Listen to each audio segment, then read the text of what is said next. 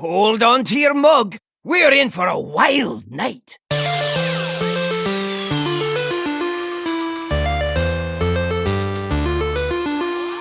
Greeting, traveler.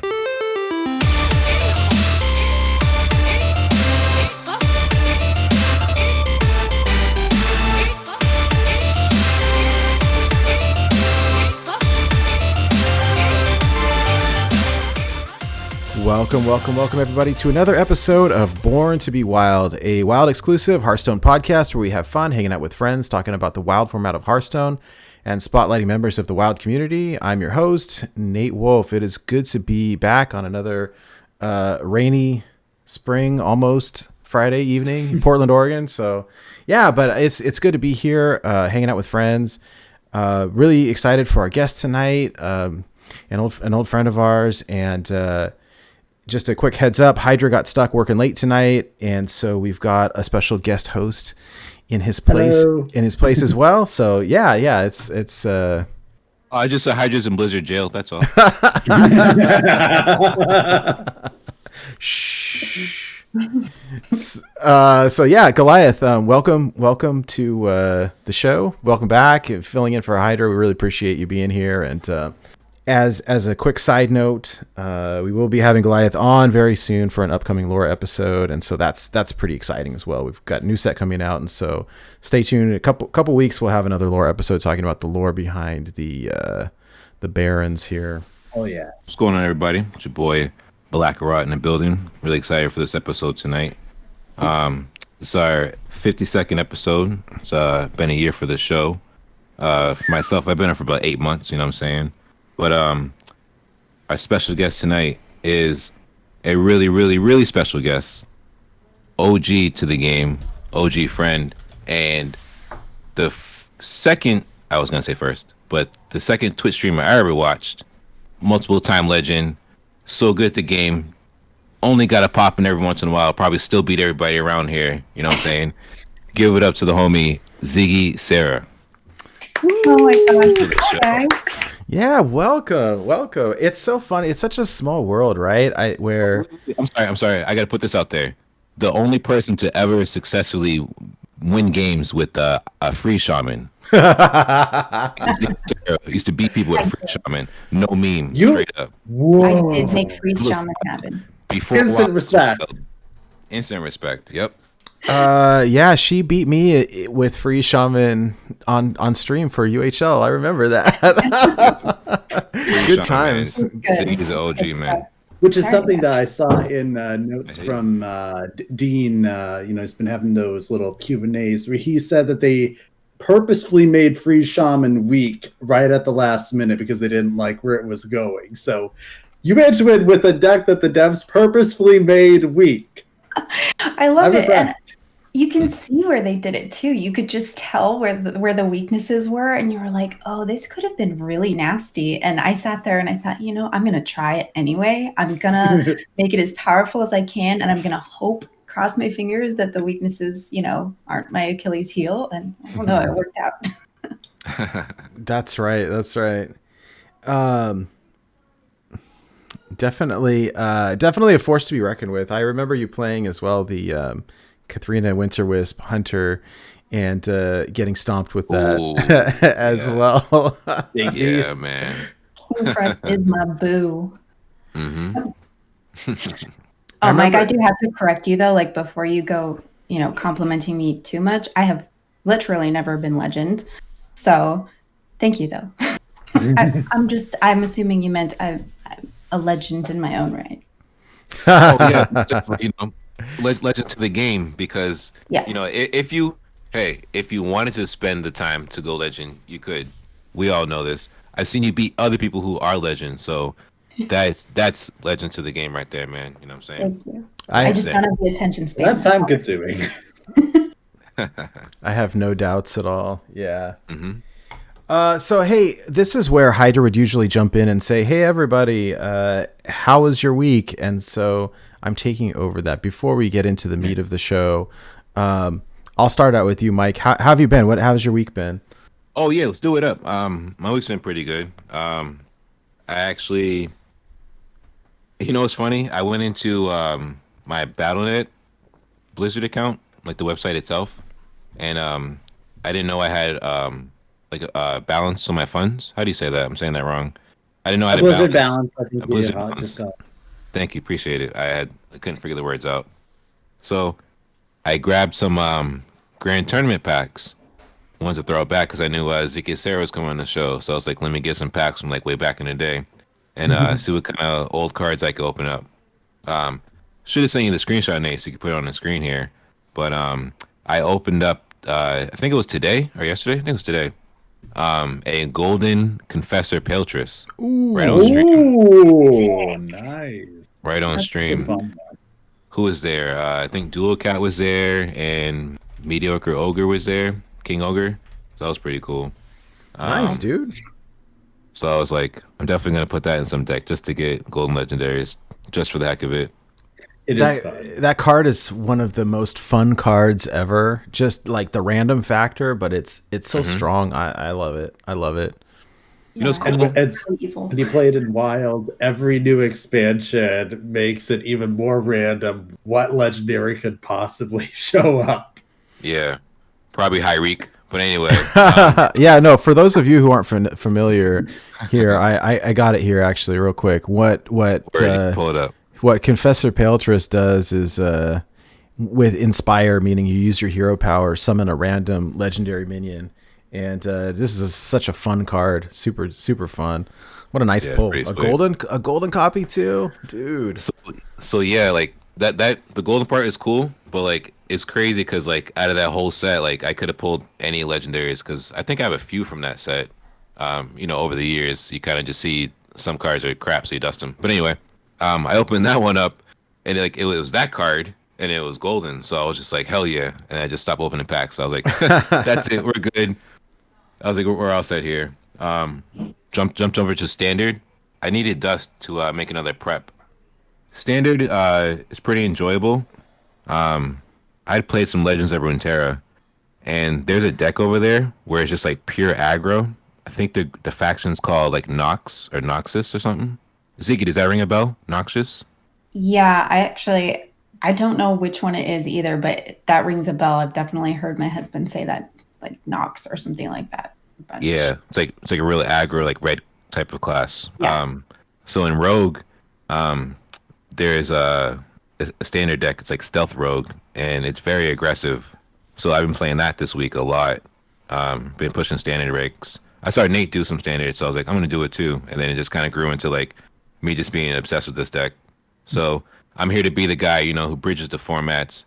I don't want to be the one who like separates people based on what they play, but it's cool. The Wild Podcaster does play standard. I did not combust into flames. You're able to play other formats and enjoy it because it's very fun. So I did see you. I was home. I think it was Wednesday. Got home from work early, popped on stream, caught one game of yours, which just happened to be the one where you hit legend in Wild. And like, nice. I saw you at rank 1 and you won, and it was like right when Ray's card reveal came on. And so you were like, Blister Guy had his card reveal. Let's check that out. And you were still on the the winning screen. And so you went to check it out, and I muted your stream to go check it out. And then after the card reveal, which was so cute, it was really good. If you guys haven't seen it, it was amazing. I watched it like 6 times. It's so good. I haven't seen it yet. Oh, it's so his talk about kids growing up. Oh my goodness. Yeah. And then I came back to Mike's stream, and he's like, "Oh yeah," and he clicked the button to go forward, and it was like, "Bam, legend!" And I was like, "Oh, sweet." It was like just casual, it's no biggie. Yeah, I mean, all right, that moment did come off like I was big swinging. I wasn't trying to do that, but I just saw like Ray. I saw the tweet, and I was like, wait, Blister Guy got a card reveal? Like, I've known Ray for years. I didn't know that he was gonna get one. I'm not surprised, but I just want to congratulate. You know what I'm saying? Like, if you can't celebrate someone's success, you're a loser. So congrats, Ray. You're the man, dude. And that was my week. It was fantastic. I love it. Ray's such a great guy too. So he loves my voice, and I love his too. Hey, there you go. Hey, Goliath, how you been? What you been up to this week? It's been a very busy week for me. I am a town journalist by trade right now, and I had a lot of different events to cover. I was at like a high school farm awards ceremony last night. It's been pretty busy with that. Been logging into Hearthstone a little bit each day. Mostly been playing decks that I see interesting lists for that I have cards for, not really making my own. But I've been enjoying a lot of the Kingsbane Rogue now that I finally got around to crafting Kingsbane, and I got the new Valyria Gladiator portrait, which has made me like playing Rogue a lot more. That I have the change of skins, and also a Cthulhu Demon Hunter deck, which I really like. It's fun when I can use cards like Skull of Gul'dan combined with Lorekeeper Pollock, where you can just instantly get all of the parts of Cthulhu one right after another and reduce their cost, so you can guarantee to pull it out a lot more. Oh man, I hadn't even thought about that. Well, he said pull it out. Yeah, that's some stuff that I've been having some fun with in Hearthstone. Been playing. Another thing I've been logging into pretty much every day is Assassin's Creed Valhalla.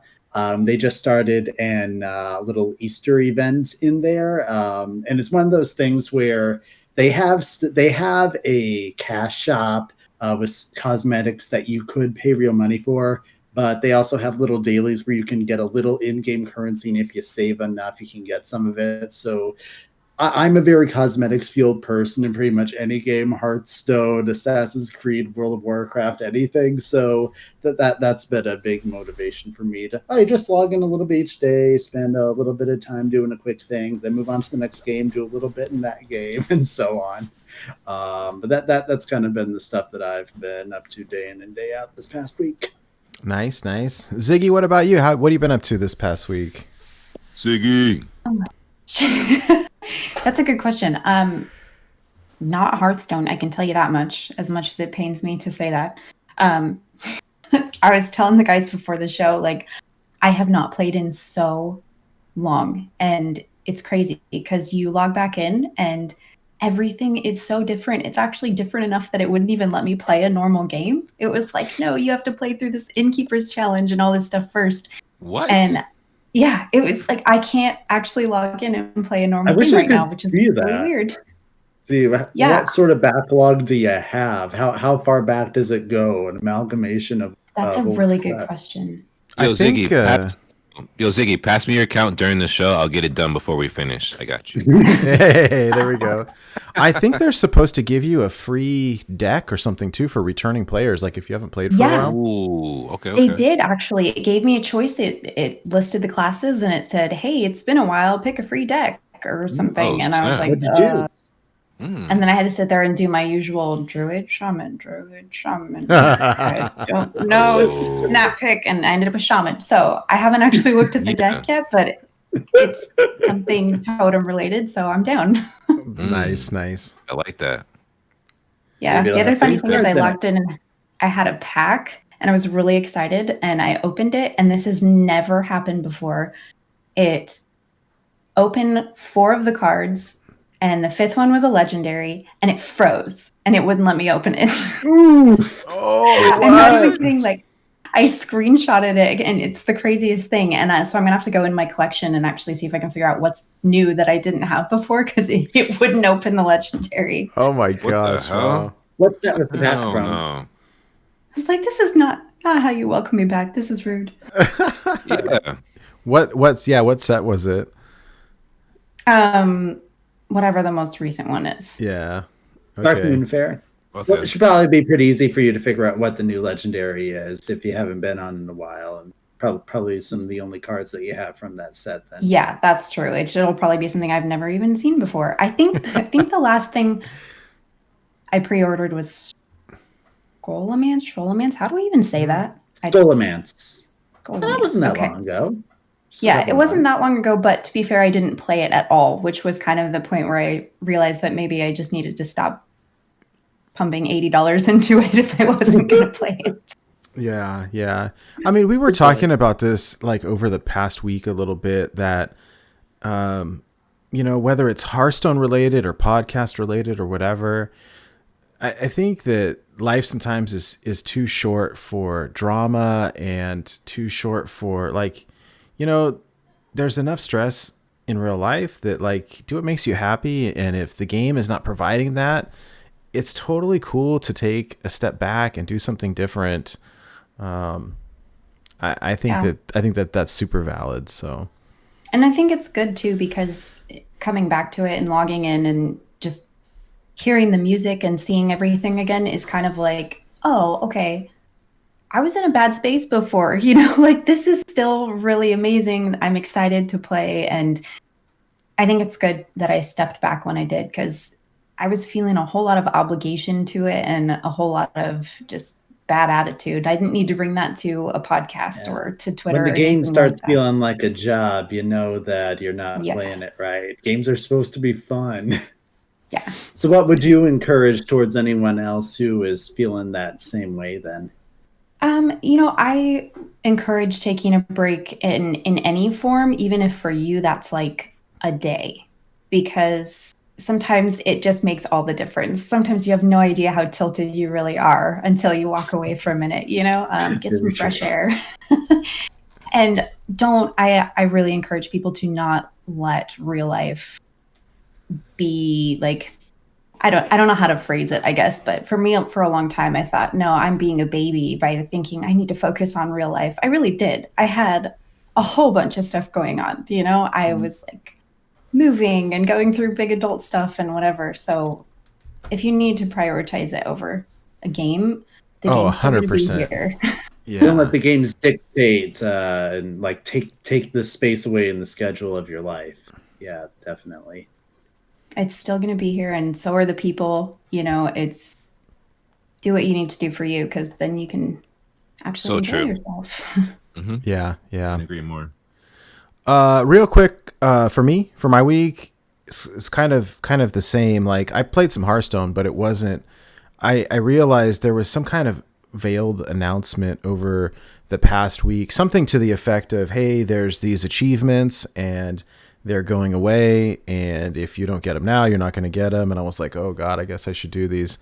So I jumped in, but I don't want to tank my rank in Wild. And so I played Standard all week. And what I had done, recently I subscribed to Shudder. It's basically Netflix for horror movies.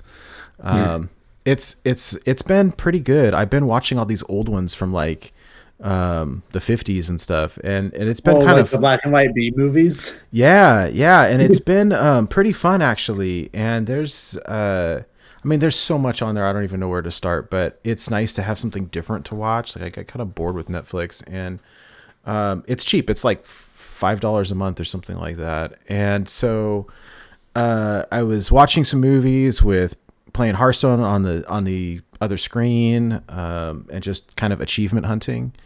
And so it's been cool. Super casual, super duper casual, but it's been good. Really an uneventful week. And honestly, sometimes that's good. And yeah, it's been pretty chill. It's been a good week. I'm anxious for new stuff. But yeah, that's kind of how it's been. When Hearthstone gets boring, I do the same thing where I'll take a break. I played a lot at the very beginning of the month, and I grinded out I hit Legend, and then I've been playing a lot of PlayStation. I've been playing Death Stranding, and the story is so good. And then I found out that there's a book, and so I bought the book, and really? I've just been they broke it into 2 parts for some reason, and I haven't started it yet, because I'm about 2/3 of the way through the game, and I'm afraid I don't want to accidentally spoil something for myself. Is the book a sequel or prequel or what? No, it's like a telling of the game, is my understanding. A novelization. A novelization, yes. Gotcha. And so it's cool because the game is open world sandbox type thing, but the story is really engrossing. But because the open world nature of it, you spend a lot of time just running errands, for lack of a better word. And but if you boil down just the story, it's just one of the most interesting things I've ever played or seen or heard or whatever. Yeah. And so it's been super cool. But anyways, that's I think enough about me. I think that I am excited to switch over here and focus on Ziggy for a minute. So, for people who aren't familiar with you or don't know who you are, could you give us a little bit of background? I mean, as much or as little as you're willing to share. We know you from 1600 Dust, and from, you know, I think we've all sort of like the original Wild Child. I think that's right. So yeah, I'm brand new to all this. Those So. Twitch channels, the Wild Child. I was like, ooh. Yeah. Yep. Okay. I mean, I've been playing Hearthstone basically since it started. You know, I was dabbling in the beginning. And I decided to start streaming it, even though I did not understand it in any way, shape, or form. And I was terrible. And when I started streaming, I think it was like 2015. Yeah. Yep. When I started streaming, I can't even tell you, like, I just had people coming in my stream and being like, "You're ranked 20. What are you doing? Don't play this game." And I was like, but it's fun. I'm having a blast. I don't care. And I just kind of stuck with it. And honestly, I think I was that rank for the longest time too. And especially since I get really jacked up when I'm streaming and people are talking to me. And I just realized, wait a minute, this doesn't matter. I don't care. And I'm having fun. So that the streaming evolved into podcasting with 1600 Dust, and that evolved into me marrying somebody from 1600 Dust.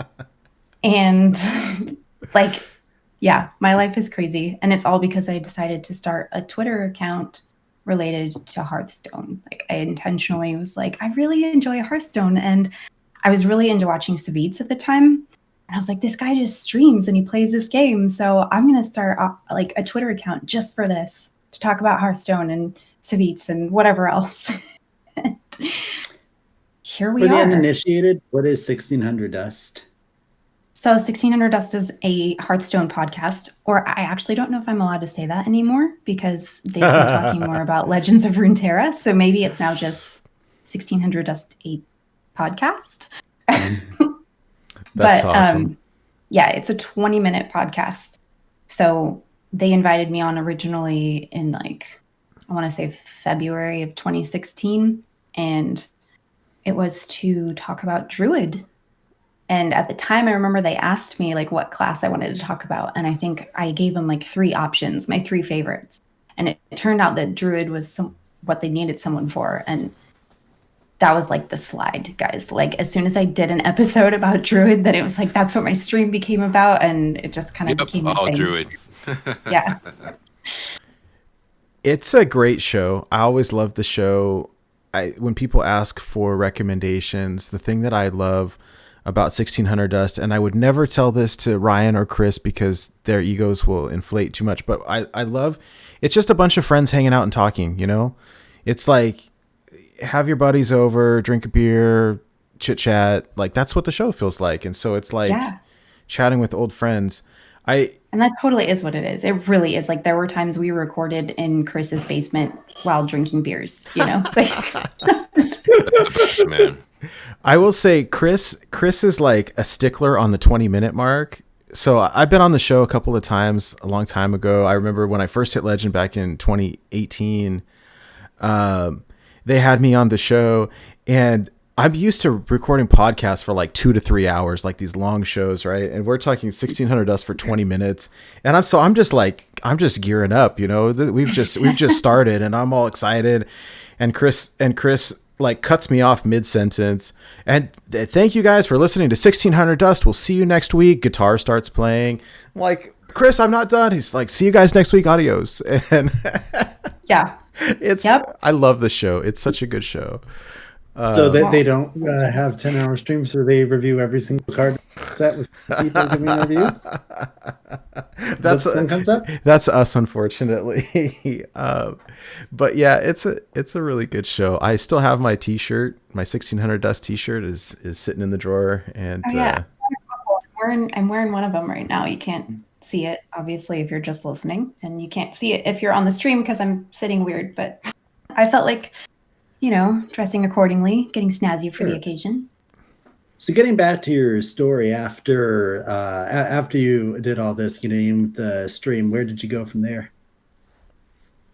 Well, I streamed for a while, and then it kind of became a hardware issue, and it still is. I don't know how I'm managing to be on this podcast, to be honest. My laptop is like a dinosaur.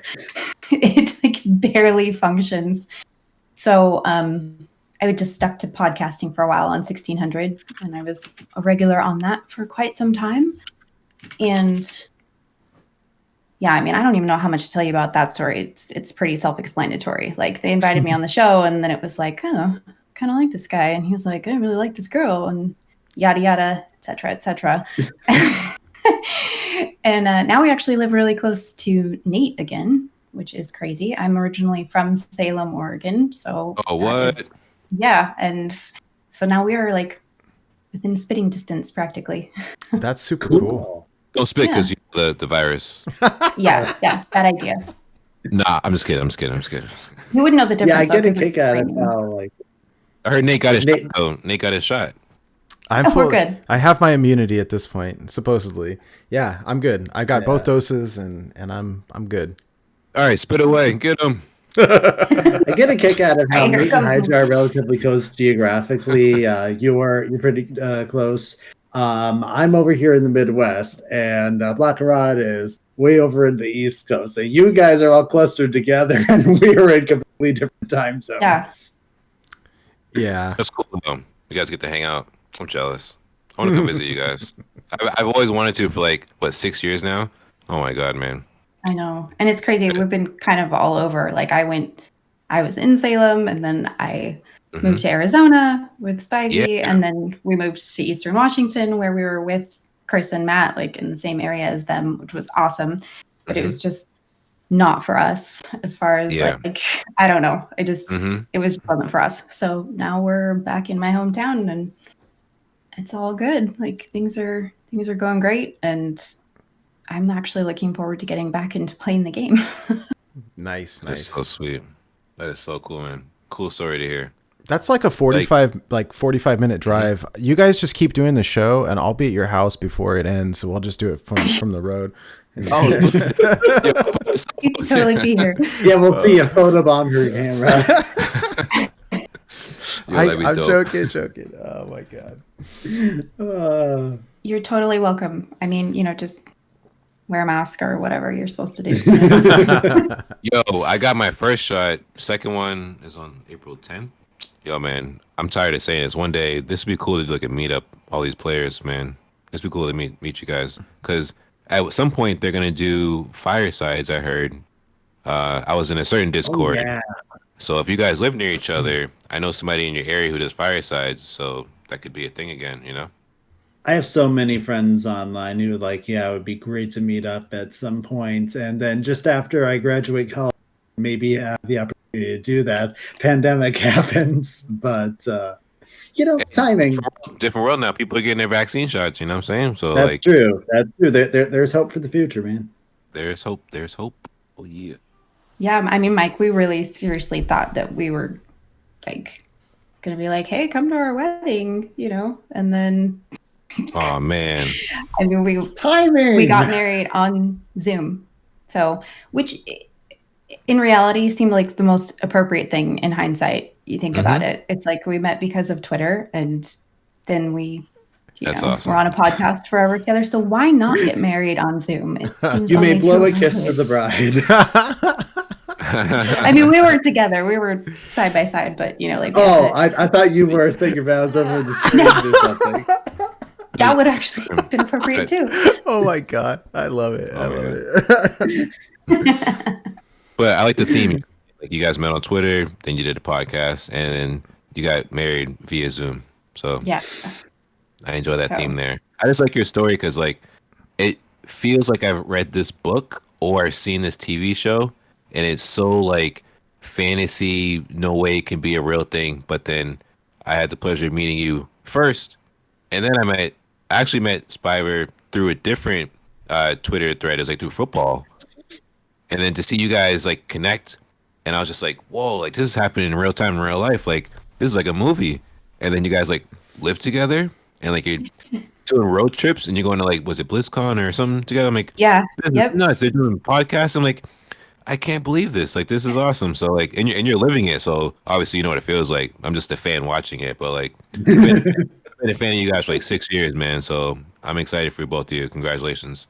Thank you. And I promise you, it's just as weird for us. Like, it does not. There are times where we're just like, how? How is this a thing? Because we have, we have a very normal life, as much as that's not a thing. I mean, it's so boring now. It's like we both work and we live in a nice little house, and like I mean, I have 2 kids, and so obviously they are obsessed with him. He is their bonus dad because we don't like the term stepdad. I love that. Love that. Yeah, so everything's just very like, I don't know. It's just very normal and chill. And so to think about how it all started is completely freaking nuts. There's just no way that could be real life. Yeah, to shut myself up real quick, real cool of you to be open, having kids, to bring someone in, to trust him, and then also kudos to him, big of him to step in and be the stellar A+ dude that he is, to be bonus dad and like knock it out the park. Like, being friends with him, I knew when this was gonna happen after a certain point in time, like he'd be A+ at that, just based on the human he is. So congrats to both of you. Like, this is awesome. I want to meet this guy now. Like Nate knows Spyver, you know what I'm saying? So Nate can speak on this too. Nate's a dad. If I'll tell you what, if you ever get tired of Spivey and you don't want him around anymore, I'll take him. Okay. I think you're gonna have to get in line. Draft into the household. There's a line. I'm joking, but yeah, no, it's there really is. It's like I like to make the joke that I'm the second to Chris Plummer anyway. Yeah, we got to get in line because I want Spyver because of shower beers. That guy, that tweet is awesome. Like the champion of shower beers. Oh, that's hilarious. When he tweeted out the shower beer, and then there was a couple other people who had kind of followed suit. It was so funny, so funny. Yeah, he's definitely a trendsetter. He has that effect, no question. And then we had to do the one at BlizzCon with him and Zariel and Skinny Dan in the shower with their shirts off, doing shower beer. And they were like, let's do this. Take the picture. And I'm like, all right. Love it. You're like, it's real now. It's real. That was a really great moment, actually, because I remember just being like, we're in an Airbnb and we're going to BlizzCon, and these dudes are just stripping their clothes off in the shower so I can take a picture of them drinking beer.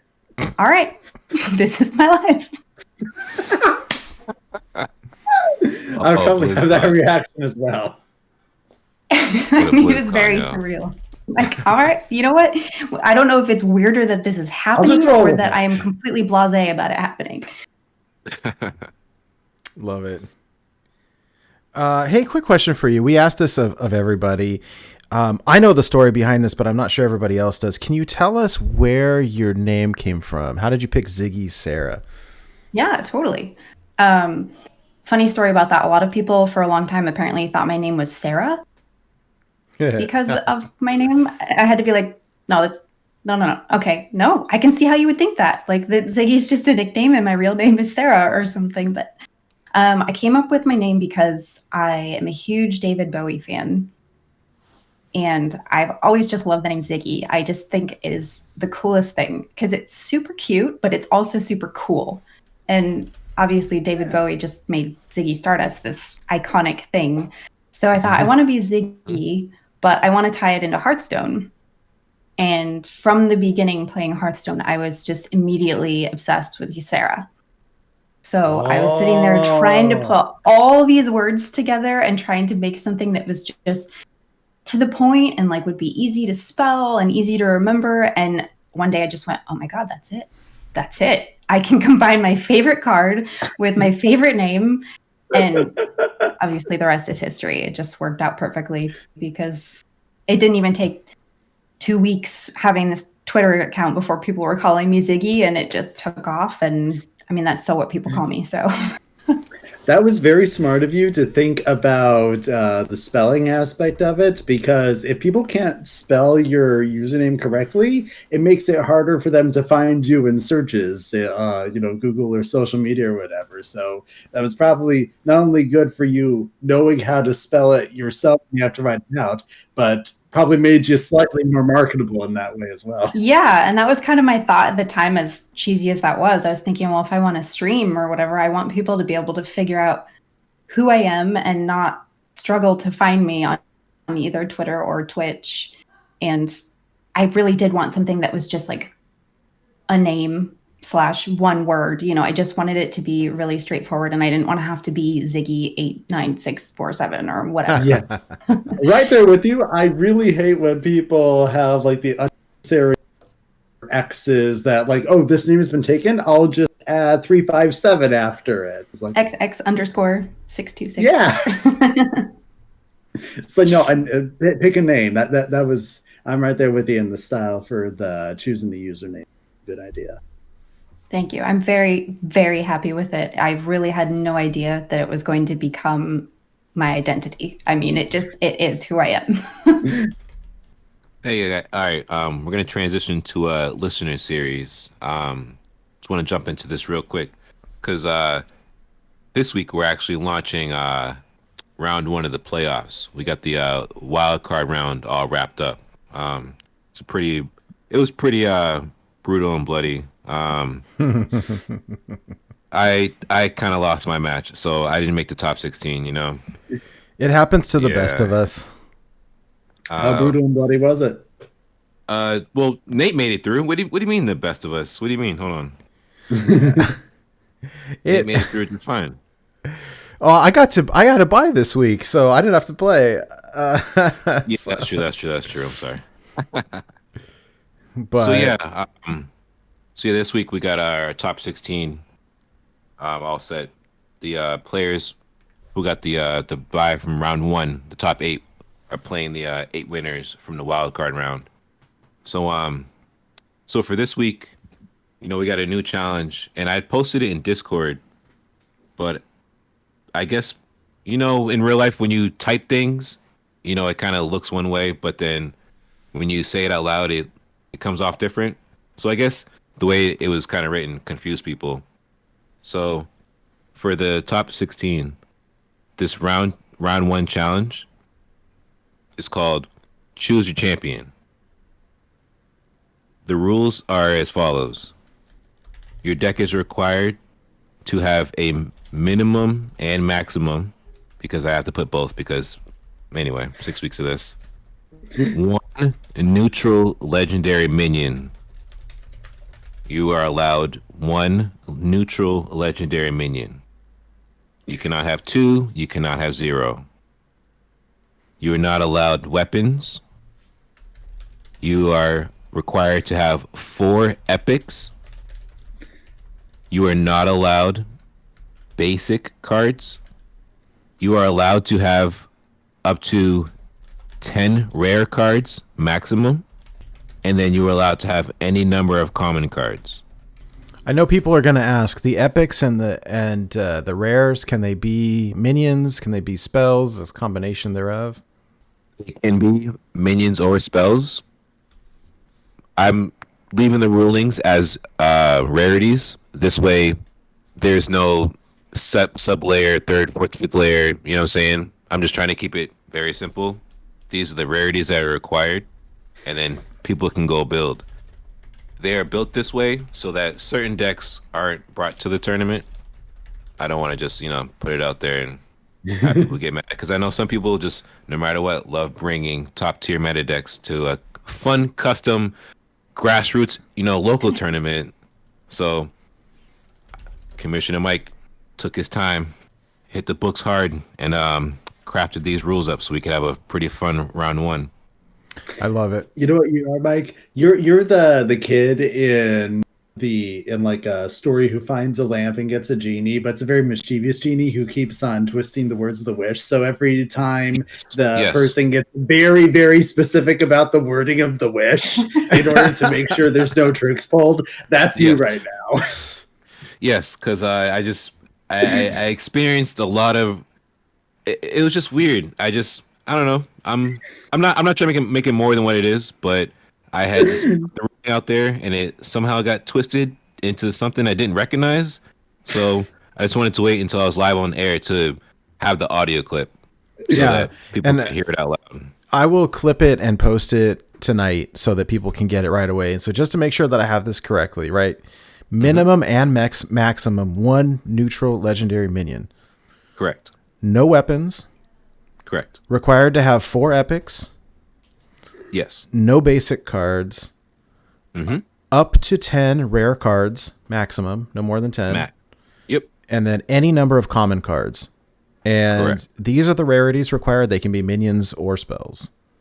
Yes. That's clear as day. Love it. I love that. All right. So, as far as last round, let me just run through the matchups of who got defeated. So we had Maxibon versus Blaze Storm. Maxibon, Ziggy might hate this username. Maxibon 1234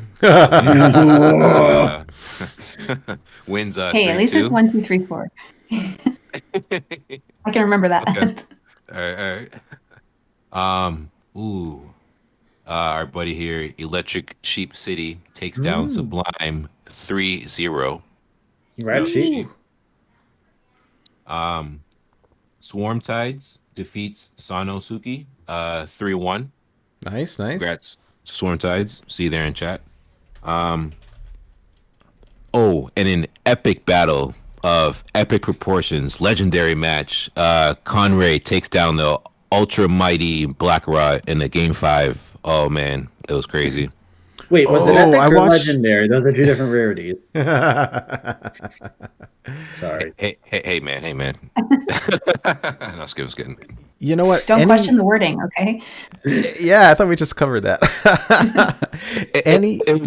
4 lines of text. It was great. Go ahead, Nate. Anytime a series goes to 5 games, it's always awesome, regardless of who wins.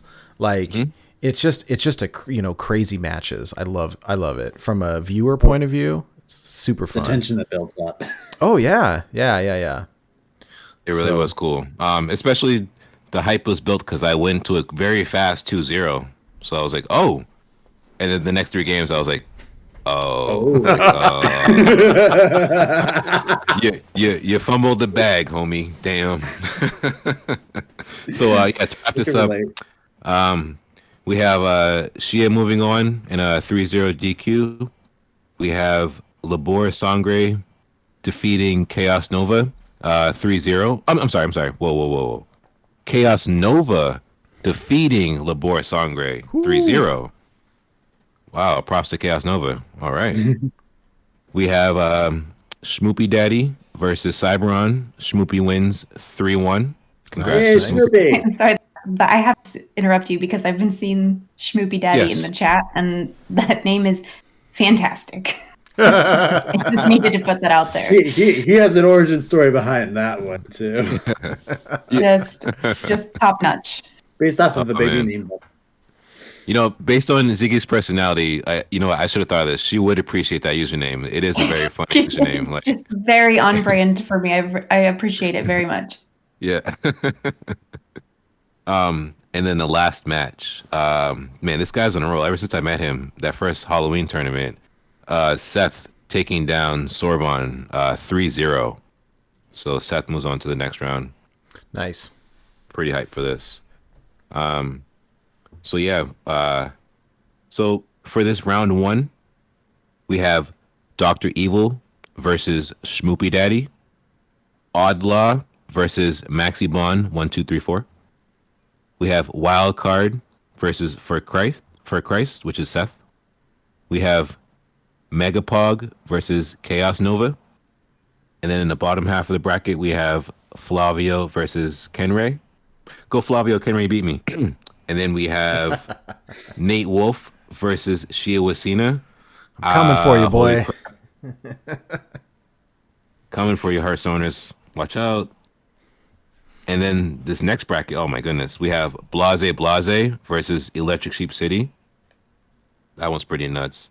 And then wrapping up the last one will be Lord Zav versus Swarm Tides.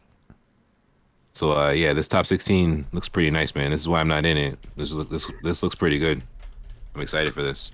The link for this site, if anybody would like to know, is challenge.com. Actually, I'm just put it in chat instead of being goofy. I'll put it in chat as we move on. Love so it. You guys can see it. But I made it real simple. Challenge, excuse me, challenge.com/B2BW Cup. Real simple. So Nice. everyone can follow along at any point in time throughout the next few weeks for the tournament. Awesome. Sounds good. Really excited for it. Yeah. All right, you guys. Well, we got some news. I'm going to transition over here to the news then because we got a bunch of stuff to talk about. We'll start out with the boring news first. For those of you who don't have it, the Awesome Blossom card back is back in the shop. I love the timing of this because where I'm at in Oregon, we've got these cherry blossom trees that are everywhere right now, and they're gorgeous. Like the flowers are just like this on here in my little townhome complex here. They're so beautiful, and so that's awesome. Yeah, so if you don't have this card back, you can get it. It's available originally from back in as a ranked reward back in May 2019. So it's pretty cool. I like how they've been doing this. Moving right along, it's not really big news, but thought it worth mentioning quickly that Activision Blizzard laid off about 50 people in their esports division earlier this week, which is, I don't know, it just feels bad. You don't really know what to say on this. I think for me personally, Hearthstone esports died a little bit when they switched from Twitch to YouTube. Yep. So I mean, I forget that people stream on YouTube, to be perfectly honest. For real. yeah, YouTube is good for a lot of things, but live streaming is not particularly one of them, in my humble opinion. I mean, feels bad. And then I seen Blizzard employees posting all week, like, "Oh yeah, that was me," and it feels bad. So I mean, I don't really know what to say aside from that sucks, and I'm sorry. In terms of new stuff coming out, there's this whole reveal schedule for new cards. So we've got this new set coming out. It's all been very last minute. And so, I don't know, it's just a ton of content like jammed into 2 weeks. And so we've got card reveals happening basically every day now through March 22nd, followed by a live stream event on March 22nd at 10 a.m. Pacific time, hosted by Chris Sierra, Regis Kilbin, and Liv Breeden, who's one of the devs.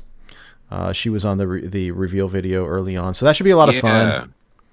I always love seeing this. I'm always surprised when it's someone other than Kibler or Crip, and so it's hey, Regis Kilbin, that's cool. It'll be fun. I always like these. They always do them when I'm at work, and so it's gonna be. Question. Yeah. Is this the one that Crip normally does when everyone gets mad because he doesn't do the cool stuff? yeah, Probably. exactly. Oh, okay. Yeah. Okay, yeah. Let's switch it up because we need. Yeah, I want to see what the new cards do. I don't care if you win the game or not. Yeah. This is one of them where the journey is greater than the destination. It makes sense, you know. Exactly. I'm a grown man. I get hooked, but there's one interaction. It would have been so dope, and I was like, "Oh, Crip, yo, do it for the stream. Come on, dog, do it." And he didn't do it. He's like, "Nah, let's make the the more intelligent play to get the win here." And I was like, "No, play the goofy random spell. Come on, bro." Dude, I still haven't. I still haven't forgiven Brian Kibler for milling Blood Reaver Gul'dan back in the Frozen Throne. Oh, I forgot about that. Oh, he's never living that down. That's like my favorite card. I wanted to see that so bad. And yeah, maybe one day I'll grow up and move on, but not quite ready to do that yet. I'm glad they grabbed Regis. For on camera, he does always present that bubbly personality, happy-go-lucky. So I feel like if he comes across fun interactions, like he'll play it, like, you know what I'm saying? It'll be cool to watch. It should be fun. Me, that's all I would do because I would not be able to undistract myself. Right? Yeah. What does this do? Ooh, shiny. Shiny new toys. Shiny. Yeah. Click the game board. Does this work? Does that break? Exactly. Yeah. Mm-hmm. I swear, if we have to make like a pact right now, if any one of us ever gets to do one of these, like you don't play to win, you play to see the new stuff and click on all the board to see what it does and be like, absolutely, squirrel. Absolutely. Oh man. Okay. I mean, if I it were me, solemnly I wouldn't swear I stop will peeking never play to over. win Ooh, I over know that. that character from WoW. So I make that's that what I same would be deal. doing. I only swear to never play to win. I mean, not never play to win. You got to specify. It's not. I'll never play to win over something new and shiny. So like you can play to win Deal. when there's not something new and shiny. Love it. Yeah, when you're stuck with all the cards everyone already knows in your deck. I'm gonna Exactly. do that. Okay. So between last week and this week, we had talked about all these cards that had been nerfed over the past number of years that are getting these nerfs reverted. And over the past week, 2 of them switched back. So they had talked about Bluega Warrior is the 2/1 Murloc with charge, and Stone Tusk Boar is the Stone Tusk Boar is the 1/1 Beast with charge. And they had said, hey, we're giving these Rush instead. And half the people were happy and half the people were upset. And over the past week, they said, so Alec Dawson, the like OG Wild Pod or OG Hearthstone podcast host of the Golden Wisp from way back in the day, who's now a Hearthstone dev, says one last piece of core set info before card reveals start tomorrow. We'll be moving Stone Tusk Boar and Bluega Warrior to Wild from Standard. They'll go back to their original stat lines with charge, and then they're creating 2 new cards to replace Boar and Bluegill in the core set, a Beast and a Murloc, both with Rush. And so, and then Celestalon had kind of hinted at what they were going to be, and I don't know any of the lore like enough to guess, but I think it was like a red Murloc or something. Like I don't really know, but that means we get 2 new pieces of art, which as a big fan of Hearthstone art, then I'm just always hyped about that. I'm glad that we're getting 2 new cards instead of them just changing the mechanic. Charging Rush are similar, but they're 2 entirely different mechanics in another sense, you know? It's interesting because Stone Tusk Boar alone. This will be really interesting. I don't know. There's Like so many that guy, people. you don't mess with him. They're classics. They're national treasures of Hearthstone in their own small ways. Right. It'll be interesting with the reversion to the quest, like the rogue quest. Oh yeah. With Stone Tusk Boar, you can do 10 damage charge with 1 mana. So like, I mean, just like Stone Tusk Boar, Shadow Step, Stone Tusk Boar, Shadow Step, Stone Tusk Boar. Like that's what is that 15 damage for 1? That's 15, man. So, I mean, how good is the deck going to be? I don't know. I don't know if I really want to like go down that rabbit hole. I see people already with like the pitchforks and tar and feathers. I'm like, man, it's not for me, but it is what it is. I think some people were sad that they had killed Bluega Warrior because that was one of the, kind of core cards from that Anyfin, Paladin. And so happy to have that back. I don't think it was, anything like all too crazy or polarizing, and not that many people played it. And so I'm not too worried about it. Yeah, and for Shaman, I noticed with some of the new cards revealed, they're leaning into Murloc synergy again. There's a Murloc Shaman Legendary. They have another one of those spells with a fin pun. I can't remember what exactly it is right now.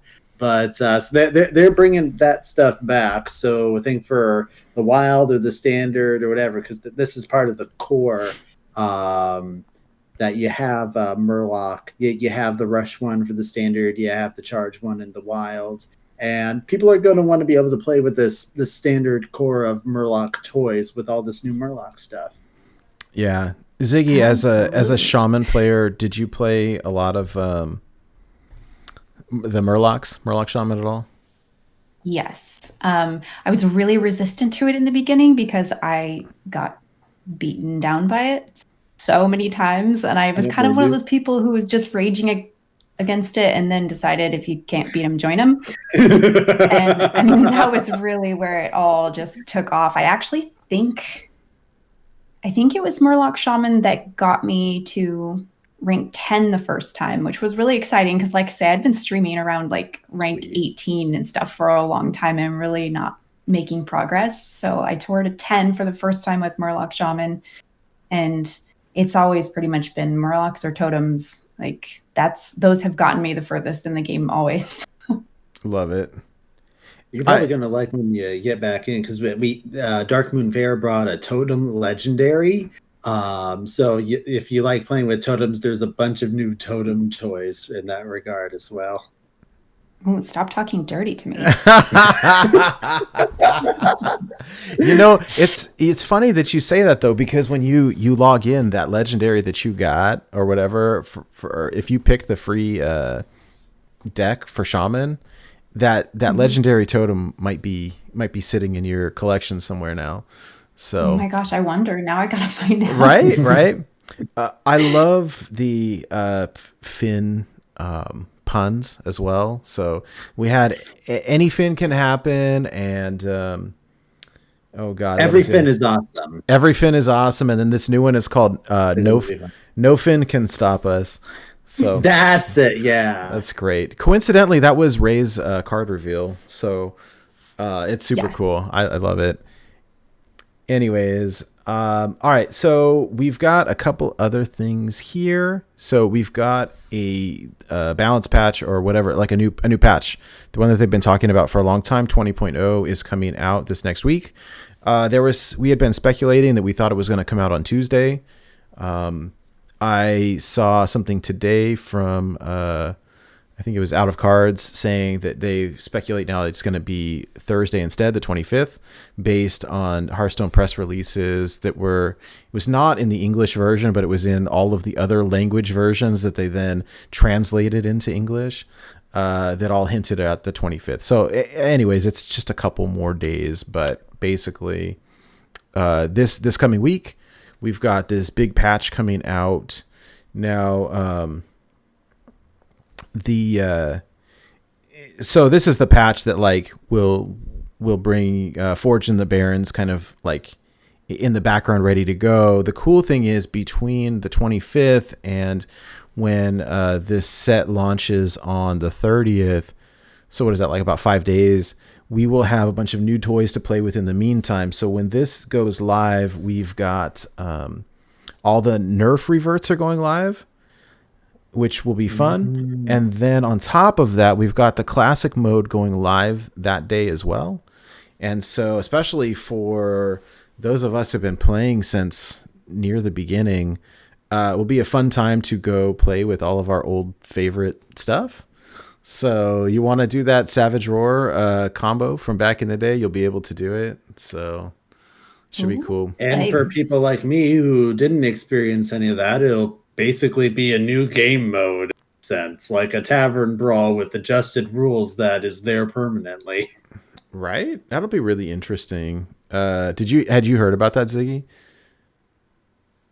Yeah, I heard about it in passing, and I didn't really digest that information or realize what it meant until recently. And then I was like, oh, this is a good time for me to start thinking about getting back into this game.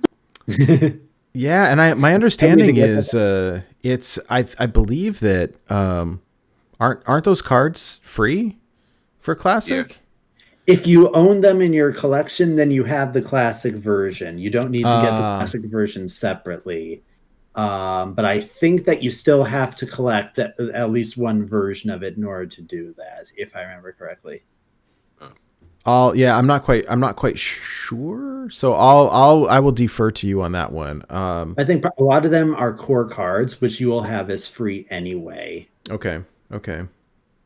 Well, regardless, I think it'll be fun, and especially for, I mean, we've talked about it before, but I remember like I was so new at that point that I was, I'm familiar with those cards and those decks and what they were, but like I wasn't playing at the level to pilot them successfully. And so it'll be fun to dabble a little bit. Anyways, the other like kind of major news that came out this week was that they released the rewards track for the new set coming out. And they released a little side-by-side comparison of Darkmoon Faire with this new Barons, and it looks like they're rewarding a little bit more. There's an extra legendary, there's an extra tavern ticket, an extra card pack. They're giving away 14 golden cards, and so that's super cool. I don't know. I think that from my personal opinion, the Tavern Pass, like I was going to get it anyways, but I appreciate the effort that they took like midstream to change it from one version to a separate version that gave away more stuff. I don't have the best perspective on that because I've dumped tons of money into this stupid game. And so you're our Been megalodon going for 7 years. It's been throwing coal in the fire, keeping the train I just throw the going. money and don't play. Oh God. Yeah. But when I look at this, what I see is, hey, we're giving you more free stuff than we did last time. And so at its like base level, that seems good to me. I mean, yeah. I don't know. You guys have any thoughts on this? I'm always up for more rewards, as long as it is fun to work towards them and satisfying when you get them. Those are just the two core things that you have to have. And obviously, this hasn't come out yet. I can't make a comparison, but it sounds promising. I can say that much. I think you go next. Yeah, no, I mean, I can't compare it to anything since I haven't played in so long, but to me, it doesn't seem like a regression, at least. Right. Yeah. I'll go, Nate. No. It's cool. Go for it. Yeah, I was gonna say for someone like Ziggy, this is gonna feel like a pure positive, net positive. I think for some of us who played the first one, like the Dark Moon, then going into Barons, it'll feel like we're gonna have to. I've already sucked it up and got over it, but the rest of everyone else is gonna have to suck up and get over like what feels like a loss in the first one, because I looked at the track that I think Emic put together. Somebody put it together, and when you get to like level, if you buy the pass, I think it's like level 235 or 250 or something. It's like you made your money back, and then everything past that is really a plus. So like buying the pass this time around is actually worth it, because you'll get your money back around like level 200 whatever, and you already play enough to get that rank anyway. And then once you get higher than that, you'll actually get more stuff. So like this is the first time where I've seen them do this, and I'm like, damn, that's actually pretty cool. Like if I spend $20 to get that pass and play like I normally do, in about a month and a half time, I'll have more stuff than I wouldn't. How am I trying to say that? You know what I'm saying? Like I'll get the extra stuff. Yeah. Investment. Without it. Yeah, exactly. Yeah, so I think it's worth it. Here's the question. Based on how much I play. Yeah. Here's the question, Blakarot, about whether it's really worth it. Is a rogue skin one of the rewards? Oh, I'm not worried about. Yeah. Okay. All right. That's damn. The pre-skins look cool.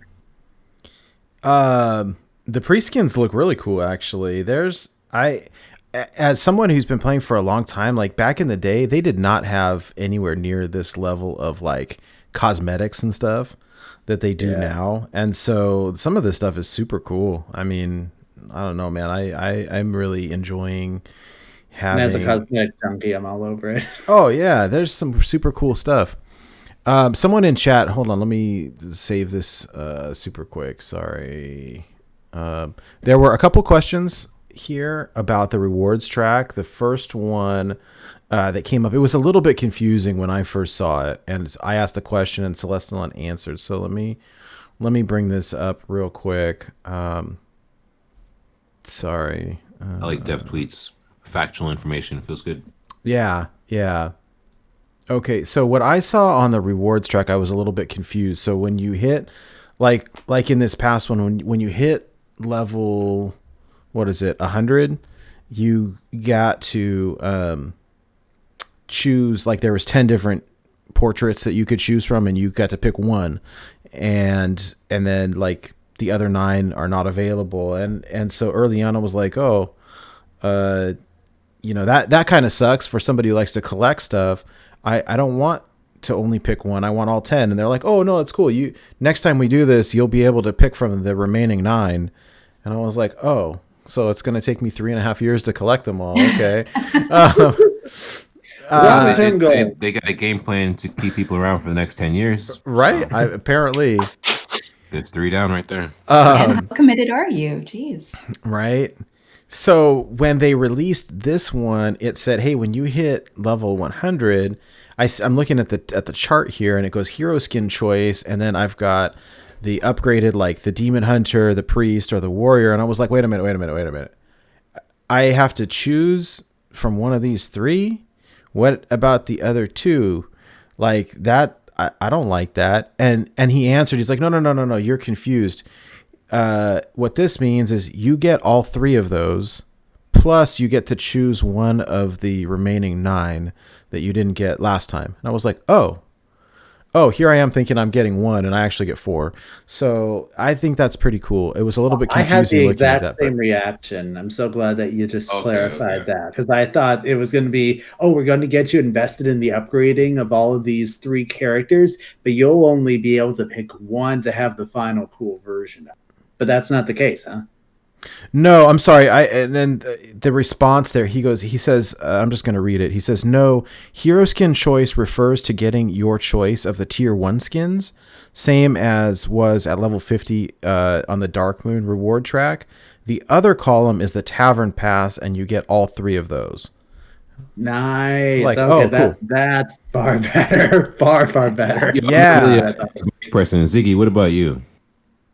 What do you mean? Are you big in, like, when you play Hearthstone, are you big into like collecting like all the card backs and the different skins? Yeah, in fact, I think that's probably the biggest thing that I've felt majorly bad about, is knowing that there are card backs that I missed not playing so long. Because I was pretty diligent about that. I can at least commit to that much, getting my card back every month. I mean, I just want to know what I have to do to get Jaina's boobs back, though. I heard people joking about in classic mode. The classic was like, will all the art be the same? Will you No, Hellhunter is not turning back into Septibet, and Jaina is not losing a bit of cloth. That was I didn't expect that. So mad. I'm still mad. I don't understand why it affected me the way it did, but I was just outraged. I was just like, let the woman have the boobs, okay? Probably because it feels like a micromanaged type of thing. It's unnecessary. Yeah. It's like, we're going to take away this little bit of enjoyment that you have, and there's nothing you can do about it. She looks great, and she knows it, and I'm fine with it. So that's great. That's great. Oh my god, I love it. Hey, I think one thing that I will share with you as encouragement is, early on they had always said, like, "Hey, here's this thing, and once it goes away, it's never coming back." And it scared me early on. They said it with Naxxramas and a whole bunch of other stuff, and then over the years, it's been like, here's that thing back if you didn't get it last time. And they keep doing that over and over with card backs. And so just over the past, I don't know, what's it been now, 6 months or so, like every month there's like, "Hey, if you missed this card back in May of 2019, you can buy it now, and you can pay $3 or you can buy it with in-game gold." And so I think that's pretty cool. I like that because I have most of them, but I missed a handful. And so I like it. Last month they did it with the Maiev, or a couple weeks ago they did it with Maiev, the Rogue Portrait. And so I think that you will have a chance to get that if you want to get back into the game. What I don't understand, and we had this conversation with, I think it was Young Hunt, was like, why don't they just keep it in the store, like, indefinitely? For real. And if someone wants to throw money at them, they should just take it. When you make it limited, like, I mean, I know, like, we all got our stimmy over the past week, but like, a lot of us have bills to pay and stuff. I mean, I don't think that. But so the timing has to be right for people where they're at in their lives. And so anytime they put like a really limited time frame on something, especially when it's like 1 week, man, screw you. Like, what if my paycheck isn't in that 1 week and I don't have extra money sitting around? Like, that kind of hurts. So hey, that could be somebody who works at Walmart and they get paid bi-weekly. I used to work at Walmart playing this game and had to wait sometimes, you know what I'm saying? So, dude, I used to bi-weekly too. I get what you're saying, because like, they shouldn't take it away. Yo, when I hop off Twitch, you guys can go on my page and subscribe. I'm not taking that button down. Yo, why not leave that merch in your store all the time? So when people have money randomly, they just hop in your store, grab it, and you make that money when you're sleeping.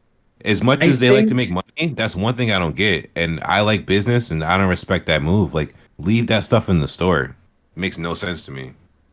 Here's what I think it's because limited edition generates hype and it generates buying out of fear in a sense, because I can tell you this from personal experience. You know, those original 3 heroes that were in the store, Magni, Medivh, Illyria, those sat there since I had started playing and I never paid attention to them. Well, I got Medivh as part of a bundle when I got a DVD of the Warcraft movie. It was like a special thing or whatever.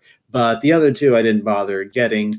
As soon as they said, these are going away now, we're rotating the store, suddenly I panic because I suddenly realize, I want those characters. So I go and splurge on them. I don't spend money on the game very often. That was a moment of weakness.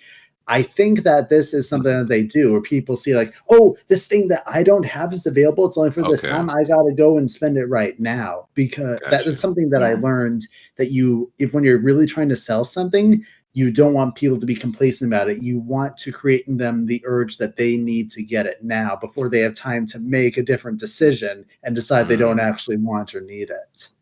Okay. Yeah, that makes a lot of sense. It just works the opposite for me. It doesn't work for me because for some reason, if you tell me that I have this limited amount of time to buy something, it creates a different type of fear in me, which is the I'm being taken advantage of fear. And then I start to overthink. That's how I react nowadays. Yeah. That's, I think it's just part of growing up or something and being poor and an adult. And it's like, you tell me that I have a limited time. And then all of a sudden I'm like, but do I really need it? Wait a minute. Are you trying to make me think I need it? Yeah. Whereas if there's like a bunch of stuff available to buy, there might be a time where I'm just like really feeling it. And I've had a couple beers and I'm just like, buy it all.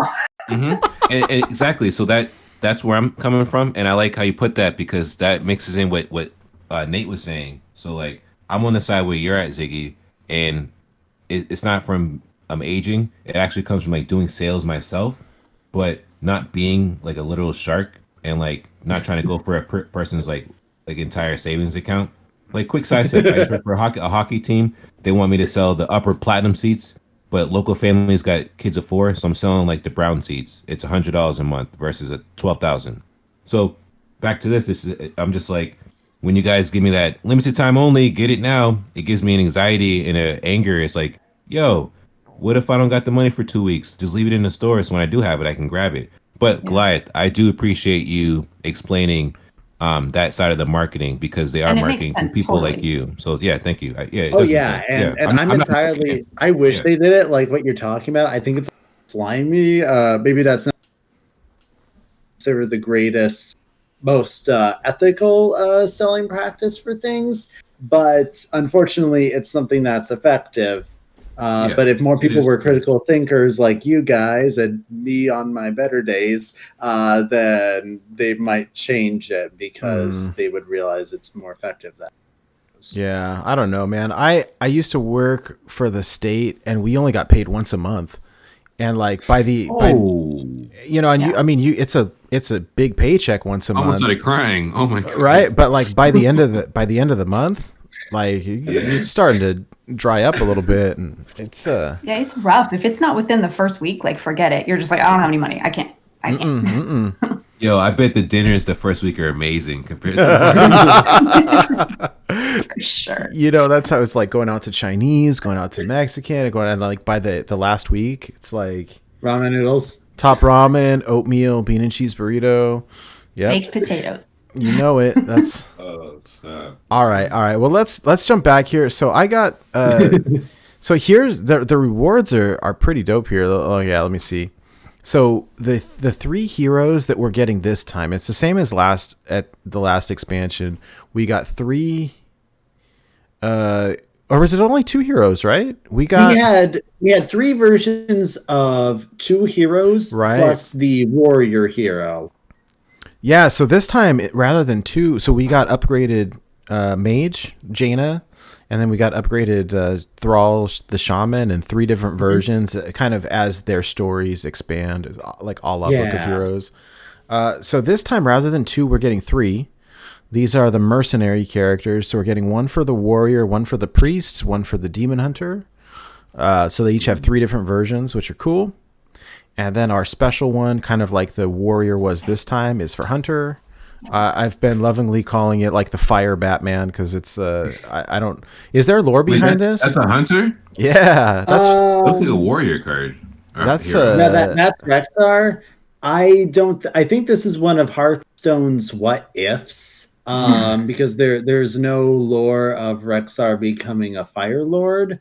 I'm curious to see what the flavor text says that they're saying is the scenario that this would happen to his character in. Yeah, I don't know. I just saw it and I was like, dude, that looks cool because when I hit 1K and I got the hero portrait for the Hunter and it was all derpy looking, I thought, oh man. Yeah. And so that actively is making me not to want to. I don't even want it. I don't want it. I'm so happy with my 500. Like, I don't ever want it. Love it. Yeah. Did you guys ever think that we would see diamond cards? Like, oh my god, it's diamond. What is with fire? Get thee behind me is what I have to say to these diamond. They just look wrong in my personal opinion when it comes to the aesthetics. All right, I think it's pretty sick because my original card game is Yu-Gi-Oh. So like the dream of like putting down a cardboard card and this gigantic monster popping out was sweet.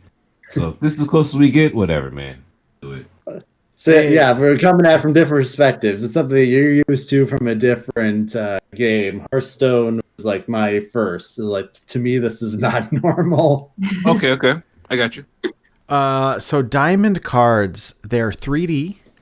They are, instead of gold, they're like, well, diamond, I guess. Concerned Mom was making fun of them, and I thought it was really funny because it's like they're super ugly. I hate them. But I think they're 3D, dude. Like they're 3D cards. That's so cool. So the artwork like pops out of the cards, and hey, Ziggy, they did a shaman one for you. So hey. What I had people like jabbing me all day when these came out. They're like, "Oh God, like Nate's gonna sell his card to afford buying all these diamond cards." I was like, "No, don't worry about it. There's only 2, and they're not craftable. That's it." I was thinking the same thing. Like new level of whale. Yeah. They made all legendaries diamond. Oh my goodness. So here's the deal with the diamond cards, right? You get them from this is the paid rewards track only, is my understanding. There's only 2 for this set. One of them is Blademaster Samuro. One is Brucon, the Shaman legendary. Blademaster Samuro is a neutral. The way that you get these is by the paid reward track. One of them is for getting to level whatever it is, and the other one is oh God, I don't even remember. I don't know. Collecting all the legendaries. Oh yeah. And I sort of it's like how you have the coin as the reward for collecting all the cards. It's just that this is for legendaries exclusively. Right. Okay. Is it been worth it, or is it just so you can? Yeah. See. Yeah. It's a vanity prize. Gotcha. Okay. Well, and see, this goes back to what you were saying, Goliath, about it being a little bit shady, I think, is where like, hey, you got to collect all the legendaries to get one of these. Like, it's my goal to collect all the cool characters. And anyway, I just don't pay money in order to do it. I'm very content to be gradual about it. Yeah. So, I mean, I don't know. There's pros and cons. I am a little happy that I'm not going to have to shell out $1 billion for all this stuff. But I will say the animation is pretty cool. So they just showed one. But it like the whole, like the character itself is animated and it's like sticks out of the sides of the cards. And when you play it, there's an animation. And like, I mean, it's almost obnoxious, but I think it's kind of cool as well. Yo, I think it's cool and I'm ready. I'm supporting it now. So if and when they make a really sick dragon, I'm right there for it. Oh, dude, grabbing yeah. that dragon. The second a dragon would probably look for whatever reason, but not like that. I do agree that there's something weird about the aesthetic, and maybe it's just not being used to it. But I think maybe just as people who are used to Hearthstone cards, you might call it uncanny valley for us in a sense. Yes, that's exactly what it is. There's just something like my brain's kind of like, it's not objectively ugly, but there's something that's bothering me. It's definitely humanoid android. Yeah, it's definitely different. I don't know. I'm still, I have mixed feelings on these, and I'm surprised that they didn't do both of them as neutrals. Like, why a shaman one of all things? I don't know. I mean, whatever. I love shaman, but that seems ridiculous to me. Doesn't seem like people would get too excited. My guess is that, because remember, with these, they've established these 10 new mercenary characters that are going arcing over the year. Mm-hmm. It's not a complete year-long story in the sense the Year of the Dragon was, where all the sets are continuations of a continuous story, but these characters are going to appear throughout, I believe they said. Yeah. Which, by the way, I think that like how we're getting those 3 hero portraits in the rewards track for this one, I bet we're probably going to get the rest of them in other parts of the year, so eventually you can get all of the mercenaries as heroes. But my guess is potentially that maybe in this set, this shaman mercenary character maybe has a slightly larger role or focus in the story while it's in the Barrens, and maybe that's why they're deciding to feature him. I don't have any insider information on that. That's just a semi-logical guess on my part. Now, I can dig it. I know we've got a bunch of we got an upcoming lore episode in a couple of weeks, but real quickly, these new mercenary characters are those Hearthstone original or are those existing lore characters? These are all Hearthstone original characters. So this is one of those things where because nowadays each class has 2 legendaries, and a lot of the time in the past it's been here's a legendary minion and a legendary weapon or spell or whatever special thing they were doing this time. For this, they're having a Hearthstone original character, one of the mercenaries, and then they're having a character from World of Warcraft as the other one. Some of them are maybe major lore characters. Others are just like NPCs from this or that class who are cool to recognize, but don't necessarily have that much story behind them. So basically for the classes, it's split down the middle. One Hearthstone original character that's a mercenary, and one character that's from World of Warcraft in some shape or form. Gotcha. Okay. Rock and roll. We are seeing the return of the coins, the vanity coins, if you will. And again, these are you get them for various things. So the first up is the Kazakus coin you get for hitting level 90 on the Tavern Pass. And then the next one is the Baron's coin. It's got the Horde symbol on it. You get this one for collecting 135 Barons cards. And then the last one, which is my favorite, is the Mr. Bigglesworth coin with Kel'Thuzad's cat on it. And you get that for collecting 135 Scholomance cards. Yeah. I want it. Right? Yes, and I'm so happy that they're retroactively adding this stuff to sets from before the achievements came out. Mm-hmm. I sincerely hope that they'll eventually add coins for every single wild set, and maybe even a set of achievements. Maybe this is wishing for too much, but I'm really happy to see they did this. It's a little bit of a hopeful sign that maybe they'll go all the way eventually. Yeah, I do think that they're going to... I hope at some point they've got a random coin, similar to how they've got random card back. Me too. I really wish we could do that. You can't even select a coin for a specific deck. The coin that you select as your favorite is the one you use no matter which deck you're playing. Yeah. Although we saw at BlizzCon in the Q&A, someone had asked them, hey, can we have a random hero selection, kind of like the random card back? And they said yes. So, they didn't say when, but But if we could do random coin as well, that'd be cool, especially if they're going to create like more and more of these. Granted, I'm still going to use the cat one probably no matter what. Hey, yo. All right. I chew my decks. I tried to not, excuse me. I tried to not read chat, but this one's too good. Shout out to OMG Game. The coin loadout needs to be updated. I totally agree with that. That is such a What do you mean by loadout? So when you play Call of Duty, you can preset your weapons, such as maybe like a vest color, or like the way your skin is on your guns or your pistol, or the type of grenade you have. So that'll be your loadout. That's your preset of equipment before you go into the first match or the next match. So the term is loadout. Okay. I don't want to take too much time in a card game to. But I don't play Call of Duty, but I get what you're saying. So what they're saying is they need to update the system so that we could have that button, like Nate is saying, like, hey, let's have random heroes when we queue into a game. Hey, random coin. You know what I'm saying? That's what I like that opinion. Yeah. Just like with card backs, you know what I'm saying? Yeah. So when it comes to coins, Ziggy and Blakarot, I'm curious, what would you consider, and Nate too, you kind of already answered about Mr. Bigglesworth coin.